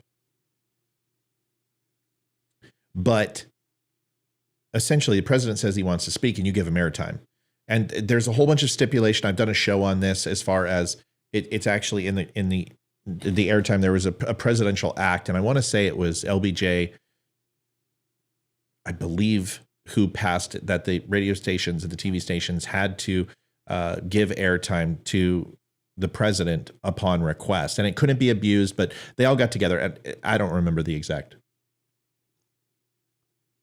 information, but you can look it up, and I've done a show on it, and you can look that up too. But the fact that now the media is literally the arm of the left, and has been for decades now, is that controlling the narrative is just as important as what the narrative is. And if you want to know the most important news, I'll tell you what I do every Friday at 4:00. I pop smoke at 4:00. I don't care where I'm at, what I'm doing, and I immediately start diving into all sides, Al Jazeera, BBC, the Newswire, and the Flash. And I start diving into what's about to be released on a national and a federal level, or world level. And the reason why is because most of the most important information comes out at Friday, 5:00 Eastern Standard. And the reason why is it's one of the worst times to be in the know. Traffic is at its fierce. A lot of people take off on that Friday. It's crazy. People are unloading their work schedule, getting ready for the weekend, making plans, and distraction. It's a shift from business as usual to weekend retreat, mentally or physically. And people stay out of the normal routine of staying informed. For instance, they may not get up with the paper or get up with the news at 6 a.m. They may sleep into 9. And when you release something at 5:00, they're not going to engage with that information until Monday. I purposely do it. You should too. You hear all these health tips like go do sit-ups and, eat yogurt and all this other stuff, and don't eat bread and whatever. Drink a glass of water before you wake up. All these tips. Take an aspirin every morning for your heart, whatever it is. My advice to you, if you want to stay in the know with what's going on in the world, minus the 4 killings in Moscow, Idaho, which I didn't know much about, and we proved that tonight, and Vicky saved my ass. Thank you, Vicky. And the listeners who were giving me notes in the chat. Listen, I made it funny. That's the good thing. But if you really want to like know what the most important things to hear are, Friday, 5 o'clock, Pop Smoke at 4 o'clock, and at least till 5:30, watch The Wire, watch C-SPAN, watch all the channels I listed, and you're going to find things out that you would never find out because you're distracted. So this dump on this border migration, this information was in, and I just did a show on this. It's going to be on right after this. I'm going to upload it so you can watch on it. But essentially I go over this article and pretty much read it verbatim because it was so perfectly done by Andrew Arthur. There's not much in there. It's all factual. So there was really no nuance and feeling. And if it's just fact, I just read it off. I'm not going to sit here and it's just numbers. But there was some great points that he made that this was released in conjunction during the same day as the $1.7 trillion spending bill. And one thing that Arthur didn't point out that I added to his article was that the $1.7 trillion bill, which I've been harping on for the last 2 weeks, especially on Twitter. If you haven't been on Twitter, go this right here at the DUM Show. Go take a look and follow me on Twitter. But if you look, it was released at the same time, and there's a stipulation inside that bill that no money from that $1.7 trillion can be funded towards, including the DOD funding that Donald Trump did out of the omnibus bill in 2016 to pay for the wall. You could put no money towards anything around the wall, from a drone to a steel barrier to more border patrol. But they funded 5 Islamic states, and some of them fund terrorism and have in the past, in the future, all have at least in the past, and gave $410 million to secure their borders. Isn't that interesting? So one thing Arthur didn't mention, which I mentioned in the show, it's like I said, it's going to be on after this. I'm going to upload it for everybody. But it says that they apprehended more than 206,000 illegal migrants, and it's an increase over October's numbers for 205,000. And it's the highest total since November 1999, since they've been tracking this. They caught more than 2.2 million illegal entrants, blowing away the old record of 547,000. That's 1.5 million more. And that was the highest record in 2021. You've had this just shows you the failure of Biden's policies. Donald Trump had the lowest number ever of migrants. And the left will try to tell you differently. It's a lie. First of all, Obama and Biden deported more immigrants than any other president in U.S. history by far. Donald Trump did the least amount. And people are like, well, he deported less because he was stopping at the border and turning them away and separating them from children. Who gives a shit? He got the job done. And he did it based upon Biden and Obama's legacy of putting kids in cages. Donald Trump said it all along. If you don't like it, change the law. I'm just going by the stipulations that I have empowered in me that are enumerated in my action to stop the border from being porous and establishing a border for our country. If you don't like it, change it. The director of Border Patrol or Homeland Security said the same thing. If you don't like what we're doing, change the law. And that's the fact, Jack. But this stuff wasn't happening under Donald Trump. Listen, Donald Trump wasn't bad at everything, even though the left like to tell you that. It's lies. Donald Trump was horrible at explaining to people what he was great at. That was his crux, his Achilles heel, so to speak. And he's still not good at it. He could cure cancer and somehow he would muck up the message. That's just, and the left, as he cured cancer, would say Donald Trump sends the pharmaceutical industry into a spiral worse than the Great Depression and is going to bankrupt America because he cured cancer. That's the way they would spin it. We know that. But Donald Trump doesn't help sometimes either. But his numbers on the border versus Biden are completely different. And one is a complete objective failure, and the other one is an unequivocal success. And one is Biden and one is Trump, and we all know which one it is. No matter what the left want to tell you, the border is a crisis. It's been in crisis. It will remain in crisis. And all the numbers that we see is it's going to stay the same. And Title 42 is going to have to be decided upon. The stay of execution of punting the can down the road. It's going to take Democrats to stop playing grab ass and actually put the country first to their own design of bringing in votes to replace a waning Democratic Party that are losing members at a rapid clip with the older generation. And this new generation is going to carry the Democratic Party. The problem is there's not going to always be a Donald Trump out there for them to go ahead and rally against.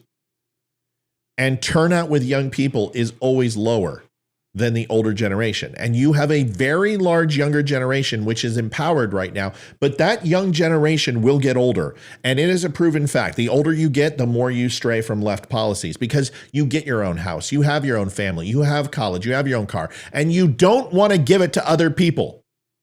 It's always nice when you're younger, you don't have a pot to piss in to want somebody else's pot. And then when you get your own pot, you're like, fuck you, stay away from my pot. That's why there's not many old liberals. There are quite a few older Democrats. I'm not saying that old people aren't liberal. I'm not saying old people aren't Democrats. They're the ones who don't know any better. But most people who understand when they have something of value and they want to keep it themselves and they don't want to be taxed to death, that you can't tax people into prosperity.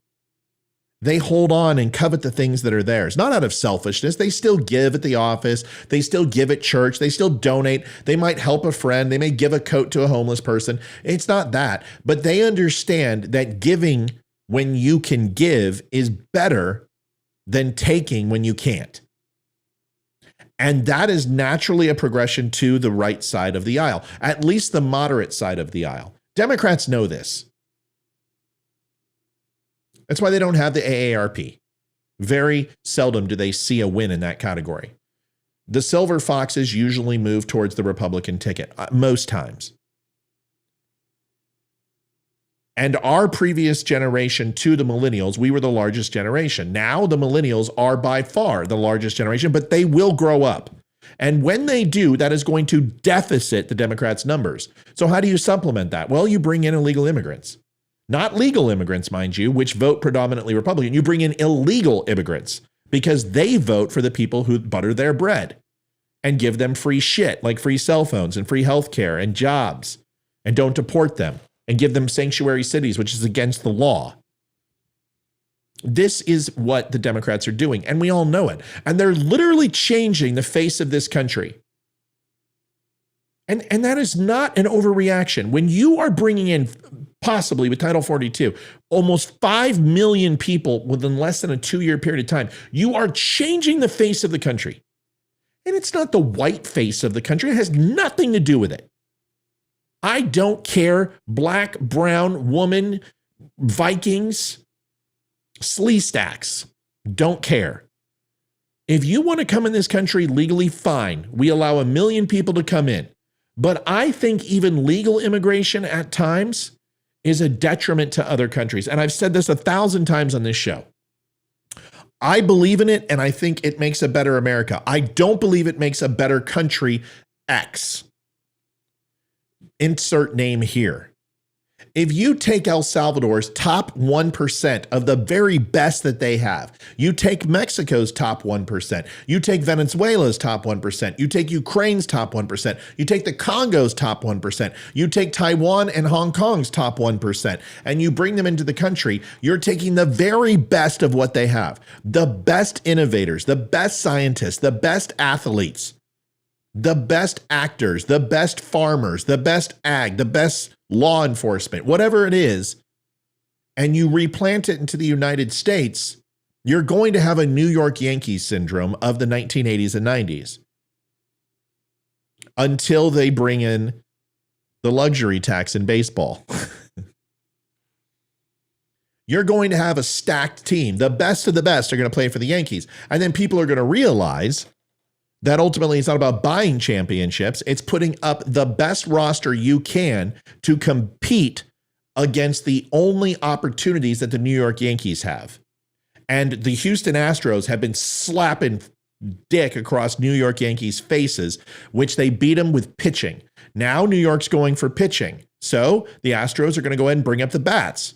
And our 1 through 7 is the best in baseball. And we still don't know what's going to happen with 8 and 9. Don't get me into sports, but I'm just trying to tell you that if you constantly take the best that the world has to offer, those countries will never get out of their poor state. They will never grow and move forward because you're taking the most brilliant minds that will propel them forward and innovate them to the next level in the hierarchy of financial success, innovation, metaphysical, existential, philosophical, whatever you want to say. Those people will bring those countries from the ashes. If you constantly export them into the United States, you're just literally putting them in a stasis of status quo. And that's the hard truth of it. And I would rather see us quash immigration to a point of bringing it down to 250,000 to 500,000 people a year than dump money, endless amounts of cash into these countries to help them literally just like Sally Struthers in the middle of Africa. When you see the hungry black kids and they have from Africa and they have flies on them and they're malnourished and their bellies are distended. And Sally Struthers comes in there and cries every time, give to the people in Africa for 12 cents a day. We're going to go ahead and solve this problem. Come give me money. And nothing grows there. And there's no water there. There's no infrastructure there. There's no roads there. It's literally a landmass that can never be repaired. And all you're doing is putting a Band-Aid on cancer. So instead of just dumping money into these countries, into Venezuela, which has a governmental problem, not an economic one, or the Congo, which has a demilitarized state and no government to control the rival pirates and gangs that are running in that country, or Egypt, which is over with civil war and rife with terrorism, stop dumping money into these countries and allow them to keep the very best of their country in their country. That's what we should do. But that's not happening because of votes. The border is a crisis. And it doesn't take me saying that. It doesn't take Fox saying that. It's going to take Democrats to say that. And the only way that Democrats are going to say that is when it no longer benefits them. And there is a cultural shift in the way that they're handled. And I pray the House wakes up. I pray that the House takes on DACA and solves it. And just legalize the people that are currently here. I don't give a shit. I don't care. Just do something, Republicans, and then lock the border up and start earning immigrants, legal or illegal, and just get them to freaking vote our side. Do what Reagan did. Do what Reagan did. He focused on family values. He focused on religion. He focused on the things that people cared about. And he got the Hispanic community to vote for him. But we need to do something.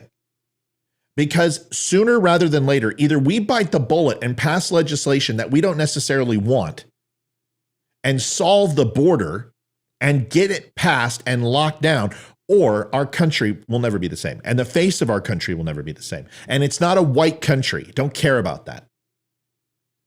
I care about the values that are imbibed into America based upon tradition and lessons that are passed down to generation and generation. They're already unequivocally trying to censor and mute our schools.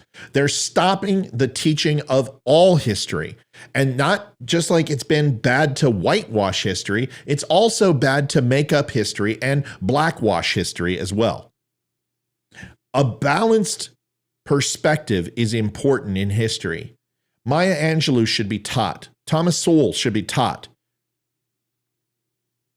We should teach people the greatest parts of our history. We shouldn't just sit here and teach one version of history. It should be an inclusive history. But what is not okay is doing what they did with the third and fourth wave of feminism, which is replacing women's rights and turning it into I fucking hate men. And that's what they're doing with history. They're not trying to bring in Black history and all versions of history. They are saying we are removing the white portions of history and we're re-envisioning what we're going to say. That is completely different. Like the 1619 Project, which is the biggest fucking fallacy on the planet and is completely bullshit. And yes, you have to tell the tale of Japanese internment camps. You have to tell the tale of Native Americans. You have to talk about the bad things that the government has done. I get that. Yes, you do. You have to talk about slavery. You've got to do all of those things. But what you don't get to do is somehow say that Abraham Lincoln was a bigot and call that racism during a day that everyone took part in that, including the Democrats that you supposedly forget created the Ku Klux Klan. And you somehow pretend that now you're the party of Lincoln and Democrats aren't. We have a responsibility to continue to teach people what America is about if we want to keep it. And it has nothing to do with skin color. It has nothing to do with chromosomes. It has nothing to do with sexual preference. It has everything to do with the culture that is inside this country of what being an American is. Not the bad stuff, not slavery, not how long it took civil rights, not how long it took through suffrage. Not the wars, not the testing of Americans on science and scientifically, putting people into poverty, crack cocaine, felonies, drug running, CIA, running guns to Mexico, lockdowns, John F. Kennedy, not that shit. Yes, our government has done bad stuff, but there are millions of other things that the government has done that aren't bad. We have been the bastions of freedom on this planet for longer than anyone else, and we are one of the youngest countries in the world. And the reason why we are so successful is because of our way of existence and our beliefs and our culture.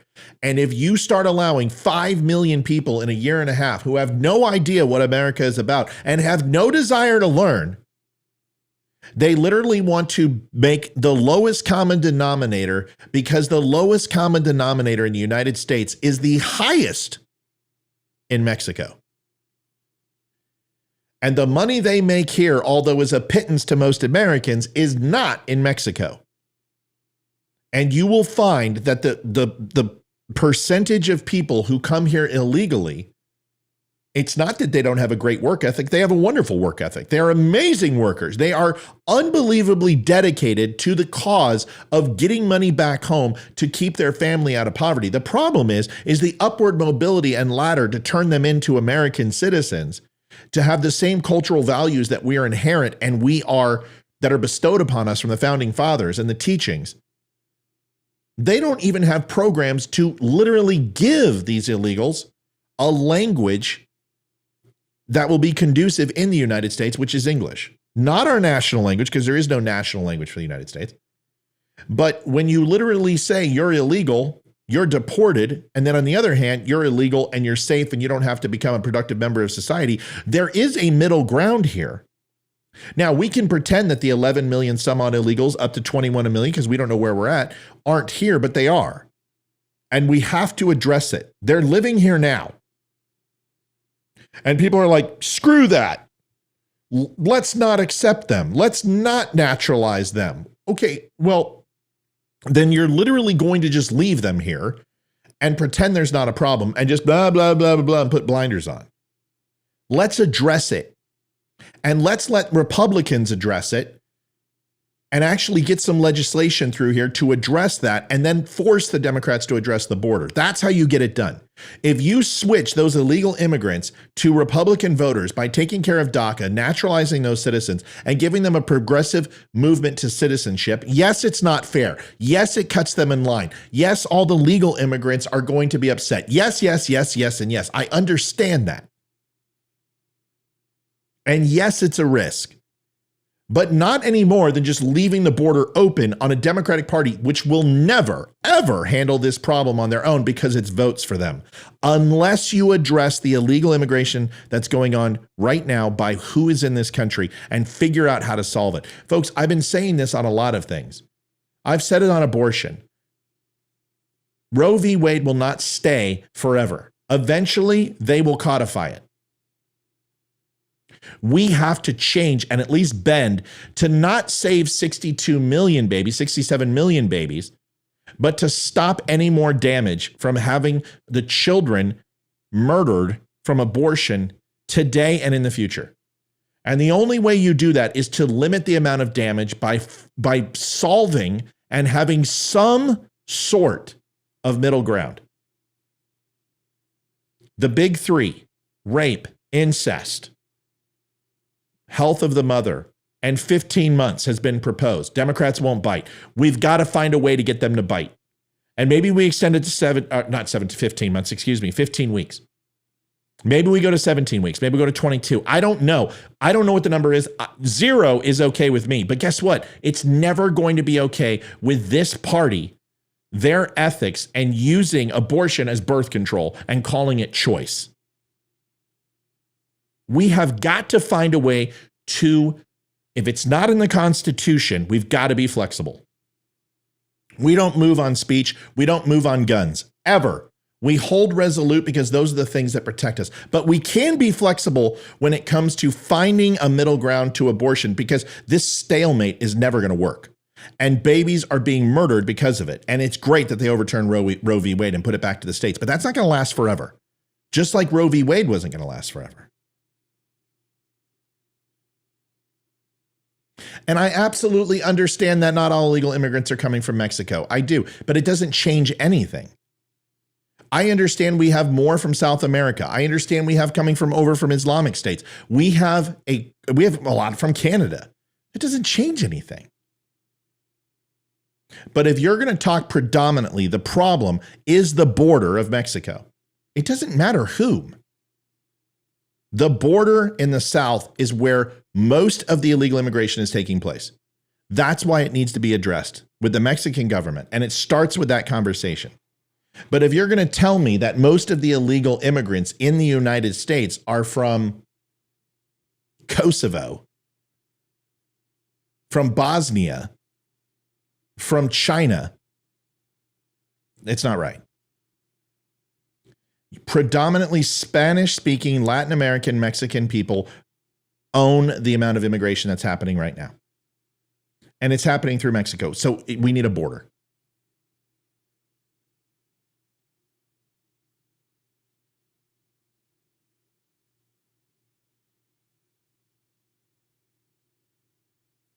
Karen, did you just say if I want to kill my baby? What?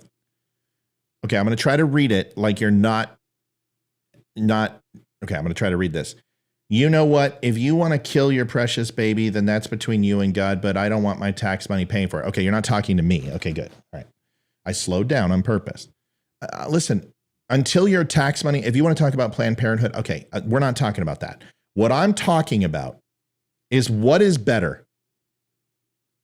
Making an impact and saving millions of children by setting some sort of policy in place before this is codified again, and then it's just a free-for-all, which we don't want.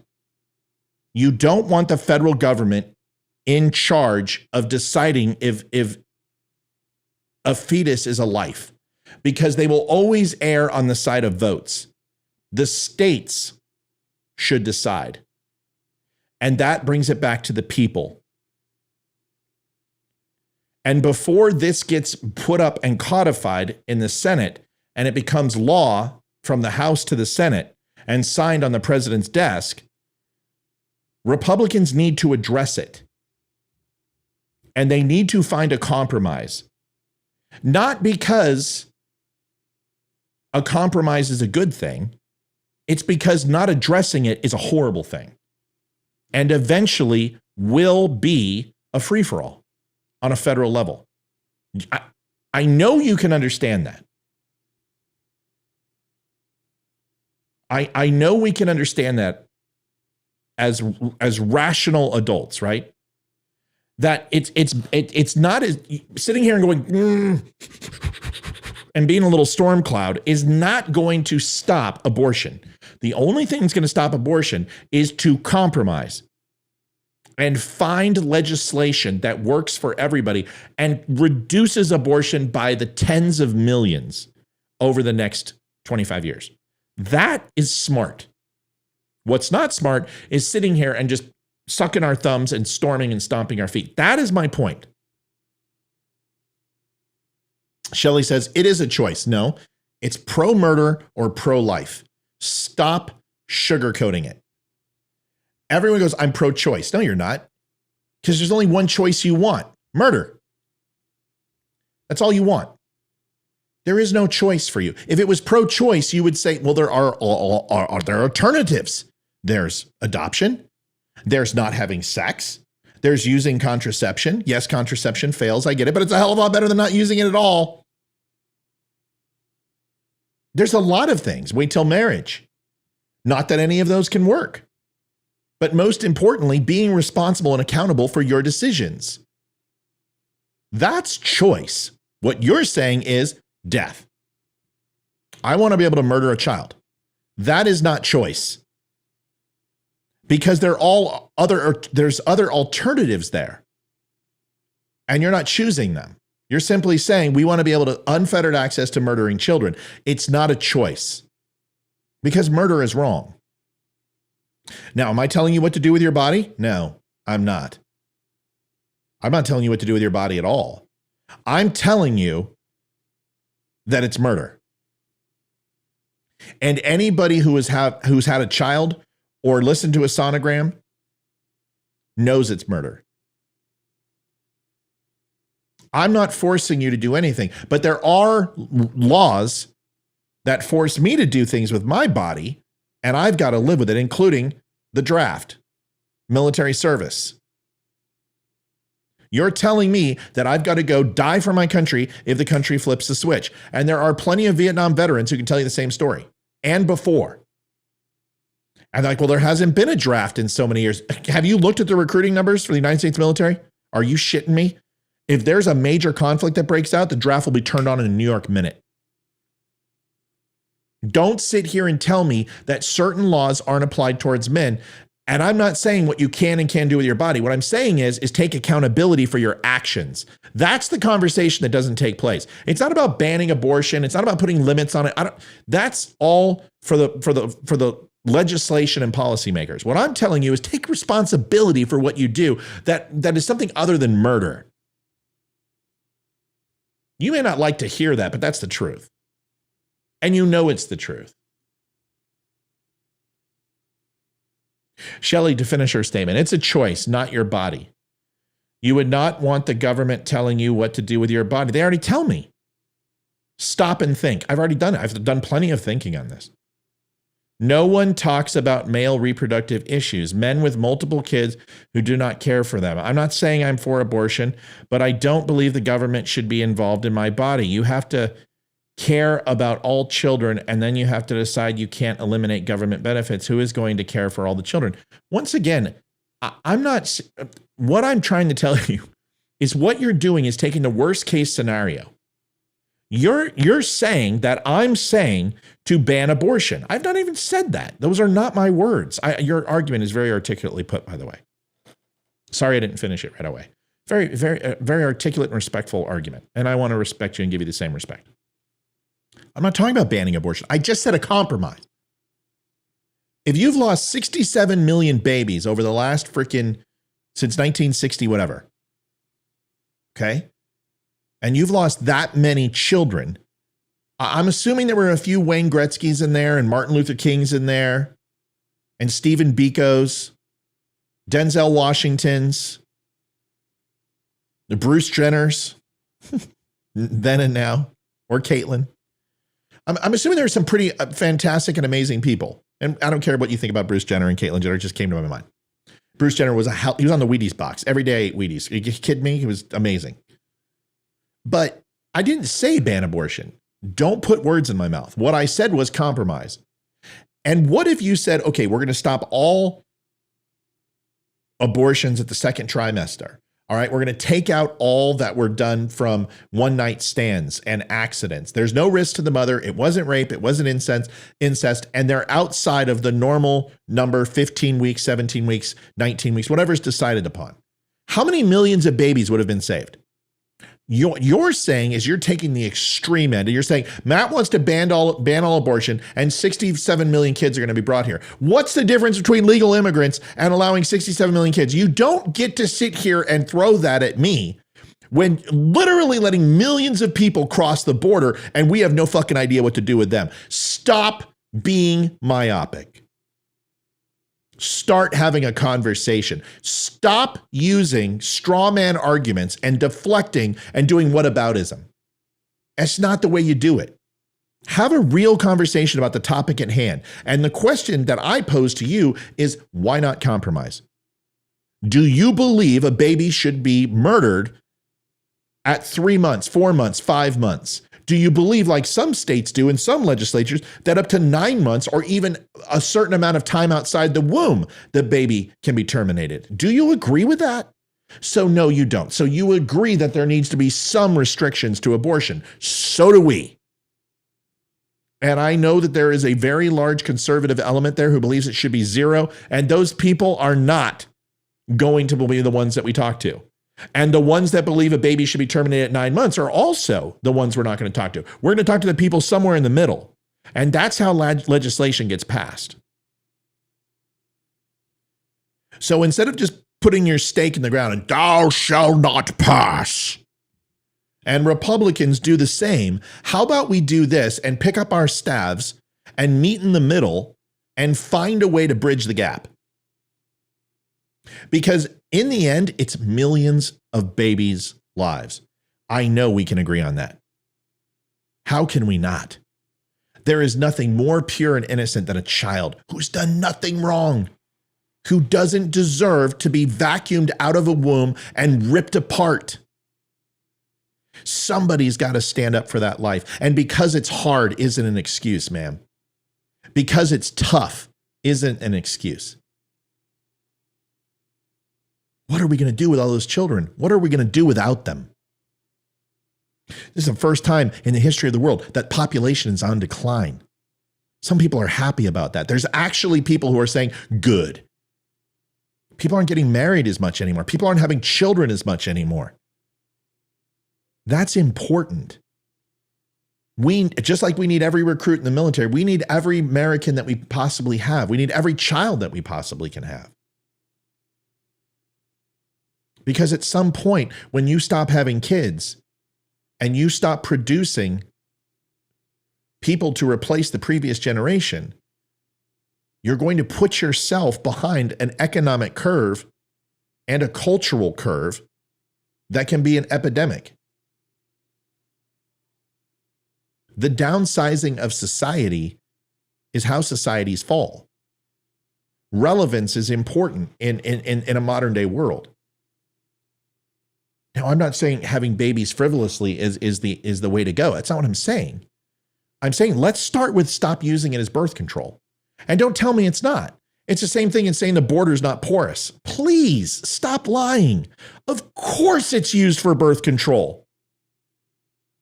I don't care about the aftermorning pill. Fine. You want to use the aftermorning pill? Fine. You want to use spermicidal jelly? You want to use a diaphragm? I don't care. You've got to do what you've got to do. What I'm saying is there has to be limits to abortion. There has to be. Otherwise, when do you draw the line? Which line do we stop crossing as a society? And what isn't okay if we don't have rules and norms that are morally sound? That's what I'm saying.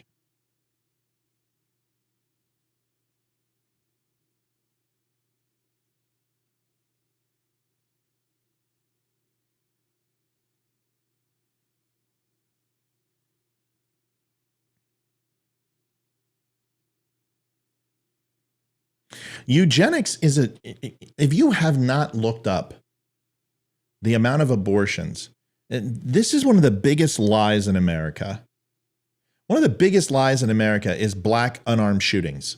It is one of the biggest lies perpetrated on America in history from the news and media and the NAACP and Black Lives Matter. Just like there's been plenty of white groups who've perpetrated some pretty horrible things as well. And I can't even repeat some of that shit during Jim Crow and the KKK and Nazi youth and skinheads and Aryan Nation. Those people are just as bad. But to sit here and say that unarmed black shootings are the reason for the downtrodden deaths of black youth is a complete fallacy. When on average over the last 10 years, it ranges from 13 to 17 a year. That's more cops are shot by black youth by far. And it's not just white cops, black cops too. It is a lie. It is a fallacy. And that's not even including true unarmed. That's not saying people who are resisting arrest. That's not people saying people who are breaking the law, running away, fleeing, whatever. We're talking about straight up unarmed and some dumb cop gets an itchy trigger finger, which happens. I'm not saying it doesn't happen, but you literally are making this sound like cops are just shooting people unarmed every single day. It's a lie. It's a complete fallacy. That is as much of a fallacy as saying that the border is not an absolute crisis right now and that abortion isn't being used for birth control, because that's a complete lie. I know it's a lie because I've had two women myself that I wasn't smart and I was young and I was stupid and I didn't take the proper precautions, and they both wound up getting abortions without my consent, without my knowledge, and I found out later. And I'll be honest with you, when I was that age, I didn't care because I didn't hold the same opinions and value for life that I have now. But I looked in my daughter's eyes. I looked in my son's eyes. I held those precious little children in my arms, and my God, I am an advocate for any child that has the God-given grace to be born should be protected at all costs.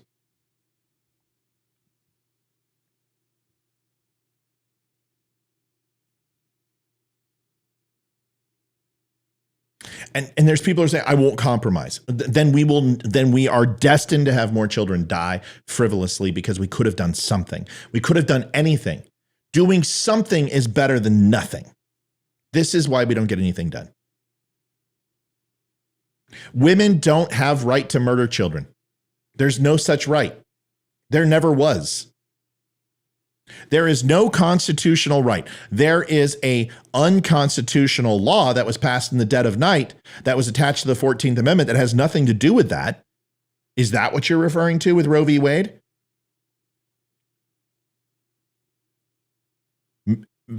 Most jurists, an overwhelmingly amount of jurists, say it was unconstitutional. And it is. It hasn't been banned. It goes back to the states, the people, where legislation truly is made, not at the federal level. And the states have to agree.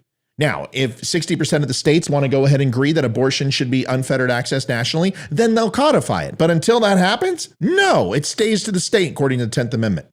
Just like guns, just like legalization of marijuana, just like deciding if Obamacare and a tax penalty for not having their insurance is constitutional or unconstitutional was decided at the federal level and never given back to the states, because it goes against and is antithetical to the state constitutions as well as the federal constitutions, as you cannot tax people in a penalty. Insurance is something completely different. It's a whole nother conversation. But penalizing somebody for not having insurance, a state-run insurance, is unconstitutional. My point is simply this. Compromise is needed on both sides. For the people who are like, it's a woman's right. For the people who are saying, it's the baby's right. It's both. I don't want a woman to have a baby from rape, incest, or something that could kill her. I don't. I want that woman to have a choice in that, because that is a medical decision and also an emotional one for quality of life, and it should fall in the pursuit of happiness. And I understand what people are saying. But you don't need to wait 14 weeks to make that decision, 17 weeks, 19 weeks, 24 weeks, or indefinitely. You should make that decision immediately, and with the help of a doctor, get what it's going to take to solve that problem for you immediately. This isn't about rape and incest and medical issues. Those are a very small amount of overall abortions. This is about using abortion as birth control, funding Planned Parenthood, which is making decisions inadvertently and receiving money to do this, but not necessarily put it towards the bottom line. It allows them to free up their money from donations and given it by big groups and use the actual government money for plans that aren't abortion, and allows them to free up dollars for abortion. You're robbing Peter to pay Paul. Stop pretending you're not. It's bullshit. And everyone knows it's bullshit. And Democrats put their head in the sand and go, oh, no, Planned Parenthood doesn't fund abortions and taxpayer dollars don't go there. Yes, it does, and you know it. Because if I put $100 on your table and $100 on your table, it doesn't matter where it came from. It's still $200. Stop pretending. This is the problem. It's disingenuous, and you don't want to have a real conversation. What you want to do is be right.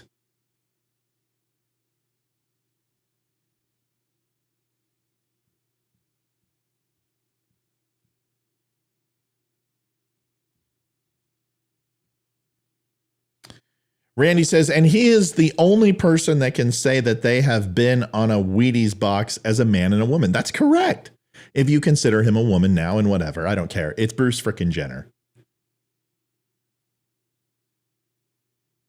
It's not touchy. It's a topic.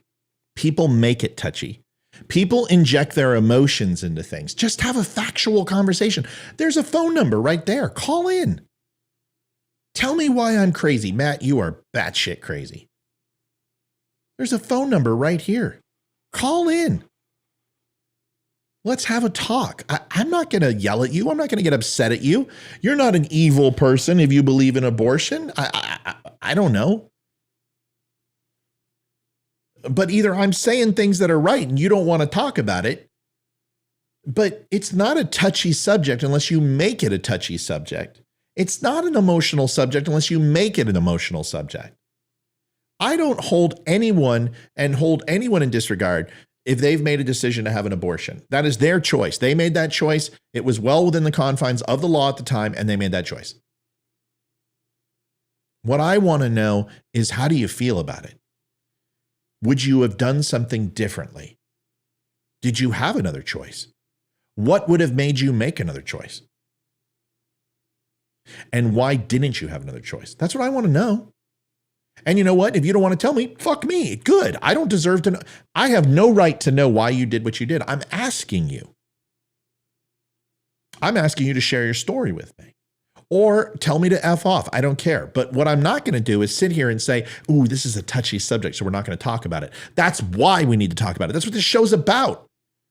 It's don't unfriend me, not don't have the conversation. It means when we have the conversation, don't unfriend me. It means when we have the conversation, don't ban me. Don't kick me out of your life. Don't hate me and call me a Trump Nazi, because I believe that babies are important. Why don't you?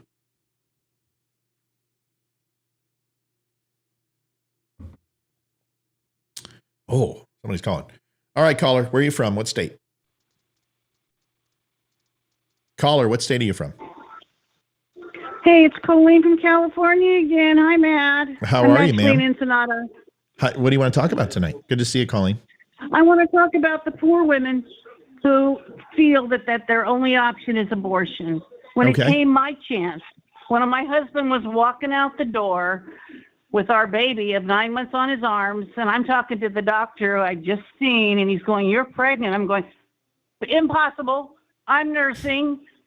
This is not possible." He goes, "Oh no, it often happens when you go through all the bullshit we went to have a baby, every operation, stand on your head and spit nickels. I am pregnant now." And my husband says, "You can't have that baby." "Why not?" "Well, because I'm leaving you." And I said, "Well, you have an option. You can be the happily married man of 3 children or a divorced man of 3 children. My attorney said, "Get an abortion." My own gynecologist said, well, we can end this, but I won't do it because I'm a Catholic. And so I made that 2:00 appointment, but my doctor was late, and I went to the baby ward and saw the newborns. And I stood there and cried like a baby and said, no way. This baby is being born. She's my autistic daughter. And my first daughter, when I was 35, they wanted us to do the amniocentesis test with both my husband and I said, we would rather have a Down syndrome child than no child. He had a low sperm count. Orthopedic surgeon didn't take precautions. We were willing to take that risk. Let's have any child. So we did have one, and she was autistic, and she now is a vet surgeon. She was the apple of my life. I loved her more than anything. And every girl I ever knew in high school, college, who had an abortion regretted it so badly. Yeah.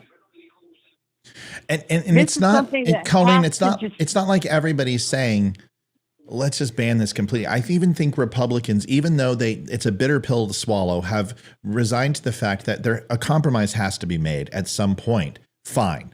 Let's have that conversation.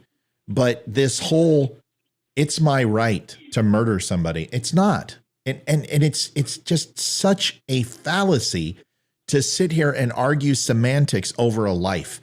It's just a degree of petulance that I can't tolerate. How can you sit here and explain away human life? How can you just, oh, well, it's 8 weeks, it's not 9. All of a sudden a magical box is flipped and a check in the box happens. It's ridiculous.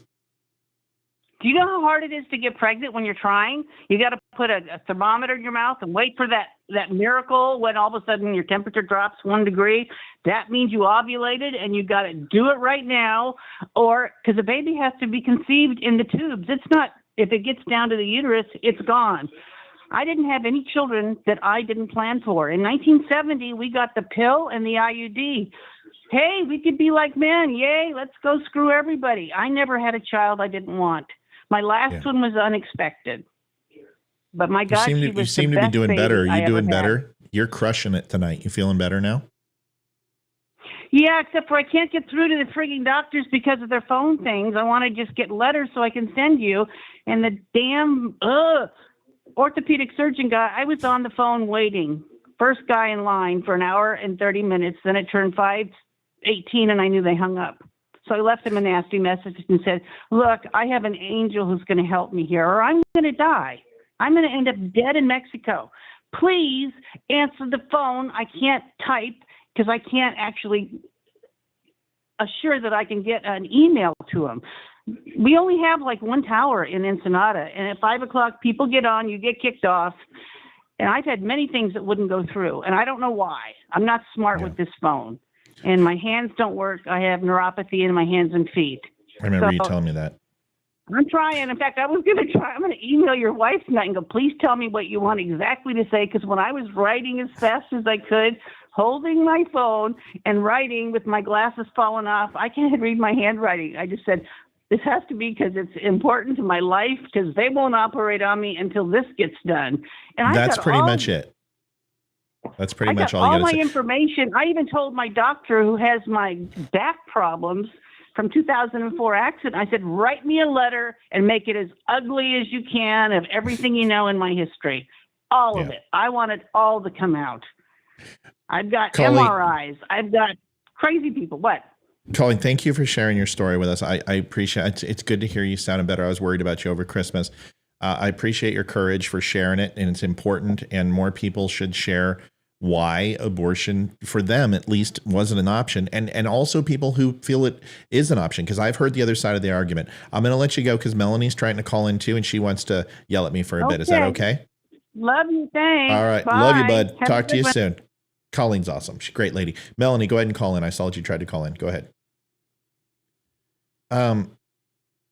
Listen, I'm not even feeling well today. We're going to take the last call. It's been a good show. I appreciate everybody's opinion. I'm not your enemy. I am the last person who's going to tell you what to do with your body. That's not what I'm doing. I'm telling you what you should not do to somebody else's. That is a very different conversation. And it's not nuance. Honestly, I hate to say it. I don't care about you. You're an adult. If you're under the age of 18, you have somebody else who cares about you. That's your parents. And if you don't have someone who cares about you, well, that's a completely different conversation, but probably an infinitesimal amount on the overall overarching conversation. If you're a child and you get pregnant, you have parents. If you don't have parents, then there's something else there. That's not what we're talking about. And if you're an adult and you decide to have an abortion, I don't care about you. I care about the baby. And well, Matt, what are you gonna do? Raise them all? No, I'm not. I can't. But that's not an excuse. Just because it's hard doesn't mean it's an excuse. Just because it's hard to get veterans off the street doesn't mean we don't do it. Just because it's hard to feed all children, it doesn't mean we don't try. Just because it's hard to get to the moon doesn't mean we don't go to the moon. Just because it's hard is not an excuse. That is the reason we do it, for God's sake. That's the America we used to be.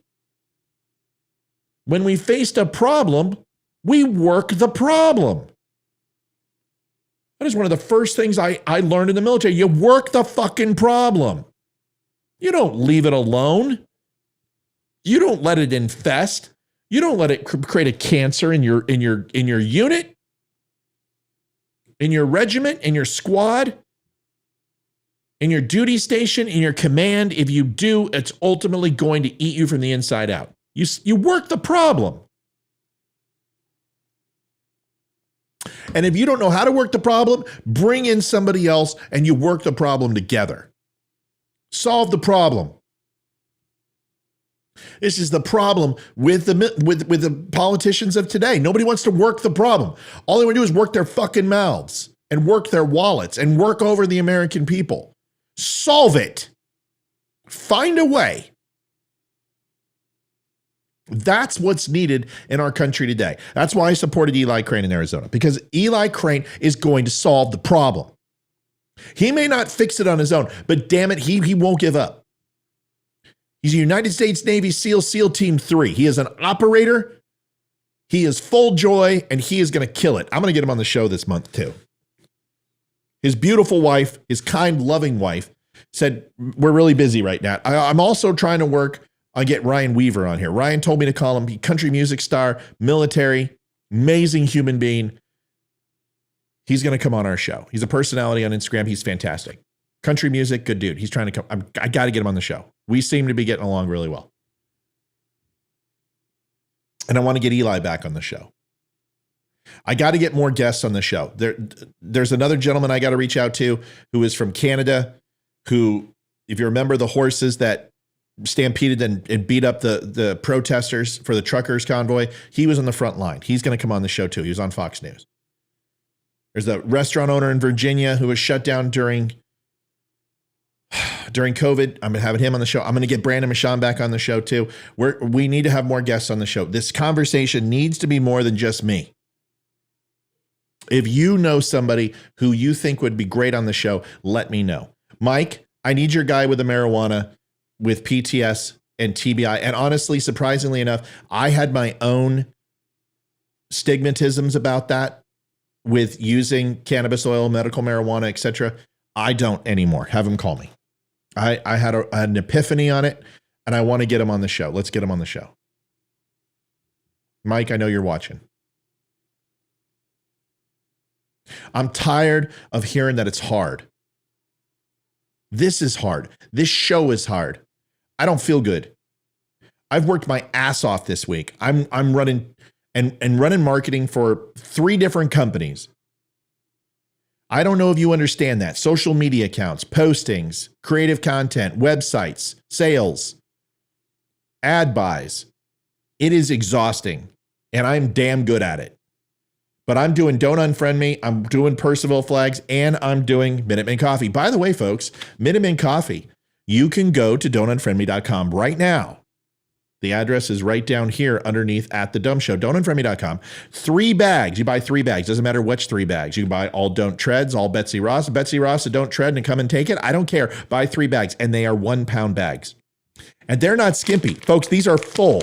There's no air. There's no air. It is full of coffee to the brim. In fact, when you open it up, be careful. That's how full this is. 1 pound. for $19.84. And I promise you this, or your money back. It is the best damn coffee you'll ever have. It is the second largest veteran-owned coffee company in the United States. Don Amon is a good dude. He's a good friend of mine. I've decided to partner with him, and I'm helping him out a little bit, helping him with his marketing. Please do me a favor. Go on to don'tunfriendme.com. It gives money back to veterans, and it also is damn good coffee. And go buy a Percival flag at percivalflag.com. Percivalflag.com. They're making beautiful wooden flags just for you. Stop on by, take a look, and go get a flag at percivalflag.com. They're wooden. They're gorgeous. There's one right behind me if you'd like to see it. There it is. It's gorgeous. Made in America, made in the United States with all tender loving care with Katie and Jason, who are working out of their garage. They're working out of their garage, for God's sakes. I want to move them out of a garage. The only way we're going to do that is by selling a crap ton of flags. Go over to percivalflag.com, buy a flag. Go to don'tunfriendme.com and pick up some coffee or a t-shirt. You can get the 22 a day t-shirt right here, Veteran Lives Matter. It's Red Friday. We should all be wearing red. Folks, we're not going to solve any problems here tonight. We never do. That's not what we do. We don't solve problems on the Don't Unfriend Me show. What we do is we have conversations. And I sit up here and talk at you for an hour or two, and you listen, and you get your opinions, and whether you agree or disagree, we all somehow stay in our little world and stay in our 3-foot worlds, our 5-foot worlds, and then just basically go do whatever we're going to do. What I'm asking you to do is to invite someone else into your 3 feet. Take a different perspective. If you're for abortion, murder, invite somebody who's pro-life and have a conversation. Folks, it's not a touchy subject unless you make it a touchy subject. You can get mad at each other. You can get pissed at each other. You can yell at each other a little bit. That doesn't matter. In the end, nobody cares. It's not going to end your life. You're not going to die. If someone disagrees with you, it's okay. Even if you lose the argument, it doesn't matter. What have you really lost? You've learned how not to have a bad argument again. That's the greatest thing. I don't mind if someone shows me up on the show. I showed myself. Vicky came in here and just fucking raffle-pwned me. Raffle-copter. She came in the show and she's like, let me lay on you what I know about Moscow, Idaho, and what you don't, Matt. And I wasn't threatened. I'm like, hell yes, lady. Thanks for coming in here and helping me out, because it was a complete car crash. I didn't know anything about it, but I wanted to cover it because it was important news. If you can learn something from another person, that is the greatest exchange of the day. And then sometimes it's a bad exchange, but you learn what not to do, which is just as important as learning what to do sometimes. Of course, somebody's calling in right when I'm ready to sign off. Who are you and where are you from? This is Melanie from Louisiana. Melanie from Louisiana. Melanie, you're going to get about, less than 5 minutes because I'm ready to pop smoke. But let's hear it. It's good to hear from you, by the way. What did you want to talk about? That's fine. I just wanted to say to all the people out there, it's really, they should think, they keep saying the trauma of rape. I was raped. I got pregnant. I had to balance the trauma of rape versus the trauma of going through an abortion. Luckily, I did miscarriage, but I chose no abortion because to me that trauma would have been worse, especially speaking to the women in these clinics. One that no longer can have babies. One, her friend died of sepsis from having, they perforated her uterus during an abortion and she died. Mm-hmm. The trauma of the abortion lasts way longer than the trauma of a rape. Oh, I don't know. Come on. Really? Do you think that's, I mean, doesn't it depend? Rape is such, no, hold on. Let me make my point before you jump all over me, which I would too, because I'm a guy, but I've been raped. So let's put everything in perspective. That's my point. Okay, well, let me explain it. I've been raped and got pregnant from a rape. Okay, but that's you. So let's put it in perspective here. So I've been raped. Okay. And it was the most twice. 2 different people, 2 different times. And it was one of the most horrible memories that I never, ever want to relive. But I've come to grips with it and realize that although it was impactful in a negative way and tore my life apart, mentally and physically, unfortunately, I am who I am because of it. And I also know that abortion weighs on my mind for the two girls who had one. And that has changed me. Does it have to be a zero-sum game? Does it have to be binary? Can they both be traumatic to a point, but very different types of trauma? One is an internal trauma that happens to you that changes your soul. So is the other one. And one is a physical manifestation to you, and one is a physical manifestation to the other, but they both are unequivocally horrible. Can we say that or no? Absolutely. Okay. But you have come to terms, and it made you the person you are today. Sure. When a woman has to make that choice, a man will never be in rape, have to make that choice to kill a child. Okay, so from a woman's perspective, having to make that choice because of a trauma, and that's a hard choice. Which trauma, or do you want both traumas, right? Okay, fine. I made the choice not to, but wound up having a miscarriage. But all of the women that I knew at that time that was in those clinics, that was in those, because at that time, you had to go through a lot of social stuff, like you had to go to mental meetings and all this. The trauma from the women who killed their baby, then had to live with both traumas, what weighed more heavily on them was the trauma of them basically killing a child that had done nothing wrong. I understand that, Melanie, and I respect that, and I completely hear where you're coming from. But just to offer a different perspective, there are women out there that will never get past the trauma of rape by looking at a baby, and whether this is morally right or morally wrong or shallow is immaterial to the conversation, because it's people's perceptions of themselves, which they are entitled to, who would feel that the trauma from having a child that they did not want with a partner that they did not give permission to is a violation of the naturalist law ever, which is the right for a woman to choose her partner, which differentiates us from animals by having another choice of having a child inside of them that is also against the natural order of what a woman's choice should be to carry a child to term.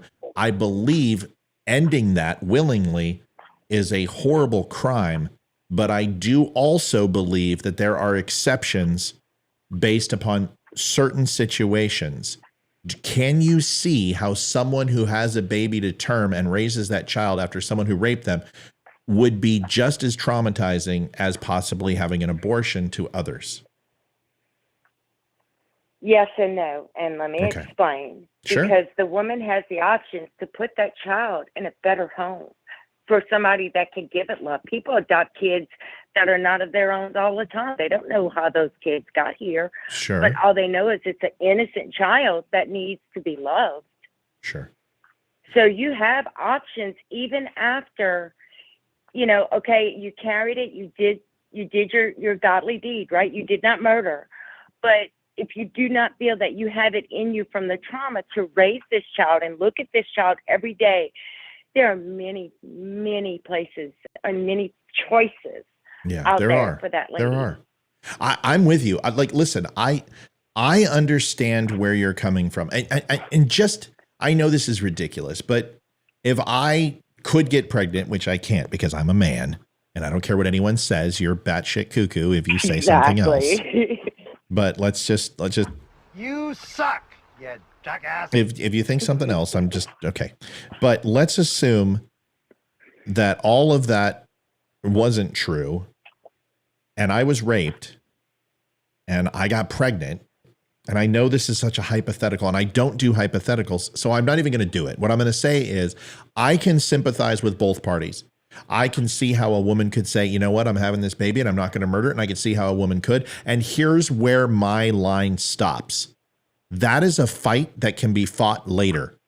Same with incest, same thing with medical emergencies. I'm willing to negate that conversation and give it to Democrats. What I'm not okay with is to kill millions of babies a year. What I'm not okay with is let's go ahead and address 95% of the abortions that are taking place right now as birth control or unnecessary abortions. Let's take care of those first. That's my argument. And also, let's make stricter laws on offenders who rape. Right. Stop giving them 9 months. Make it stronger.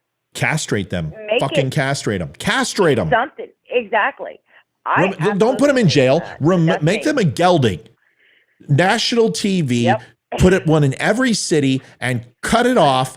Castrate them from freaking scrotum to pubic bone, and then go ahead and show it on TV, and then let's see what happens with rape. But see, we won't do that as a society. Hang them by their toenails and pluck out hair by hair with tweezers, and then castrate them. Fuck it. Put them in a bag with rats.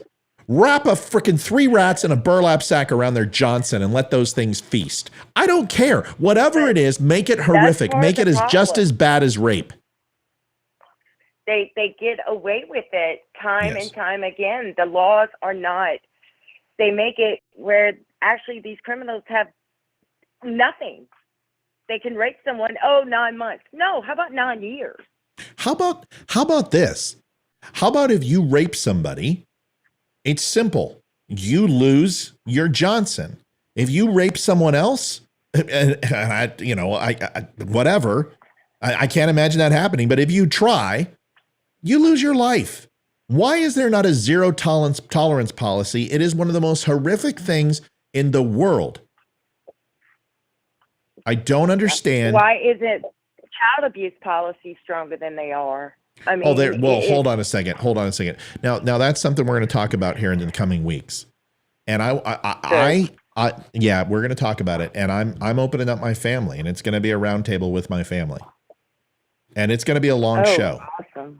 It's going to be serious because there's some things that I'm going through with my family, and we're all going to sit down and talk about it. And we're opening it up because it's important, and the family knows this, and they all agree. And we need to understand there's a difference between child abuse and discipline. There is a very big difference. Well, the problem is that a lot of these groups are considering discipline to be child abuse, and that's where I have a problem. Oh, yeah. They want to completely take the control you have. That's right. And they wonder why kids are like they are today. It's because we gave them participation trophies, and we no longer punish them for things that need to be punished for. And I don't even want to call it punishment because punishment sounds so freaking medieval and archaic. It's discipline. That's all it is. It's discipline. But if I hear another parent say, it's not my child's fault, when it absolutely was. Right.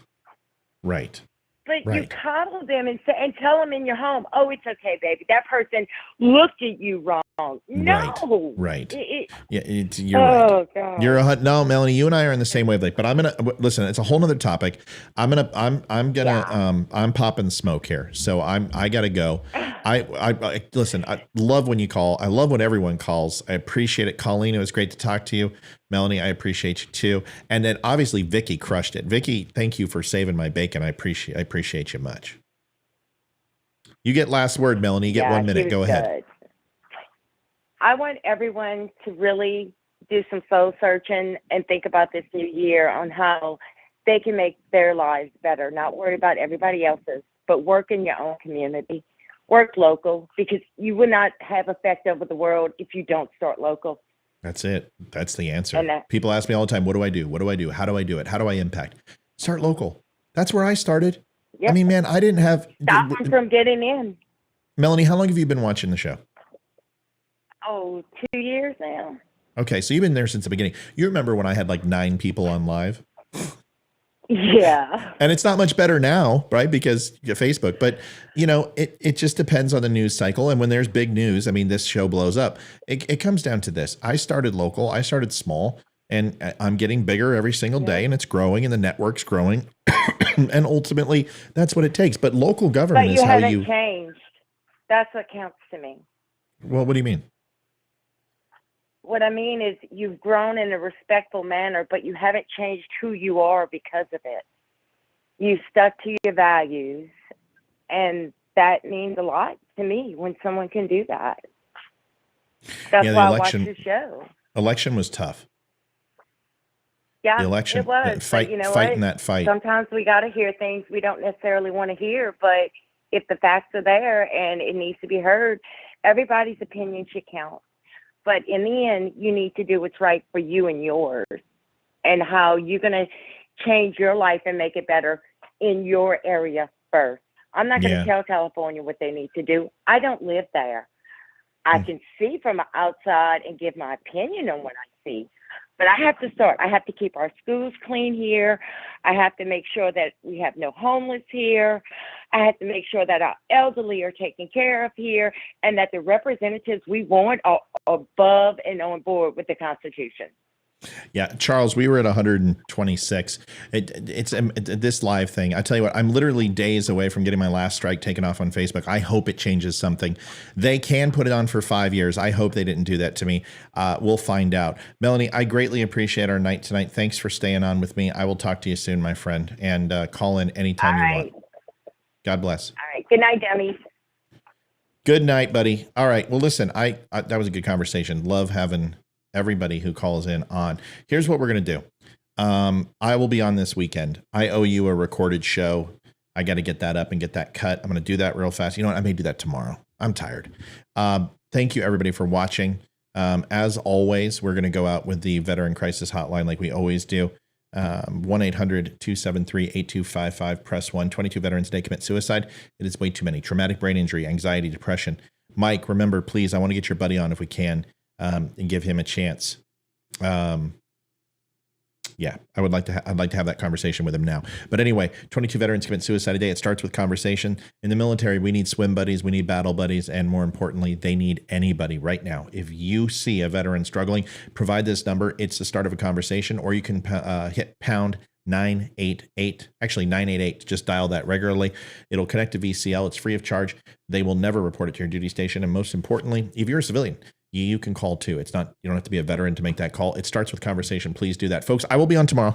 I am going to get that live show or that recorded show up. I'll probably just get it done now because kids are probably going to go to bed. Anyway, God bless. Thanks for watching the Don't Unfriend Me show. Please share, like, and subscribe. Please, folks, go to Twitter, go to YouTube. YouTube, I need help. Go to YouTube, follow it. You don't even have to like YouTube. It doesn't matter. Just having a follow there is important. Please go down and follow it. Just type at The DUM Show in Google and you'll see all my channels.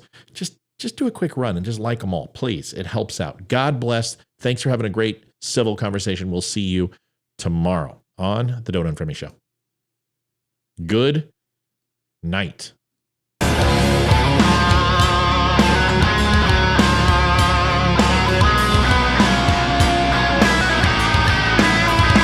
Kristen, thanks for buying your sweatshirt.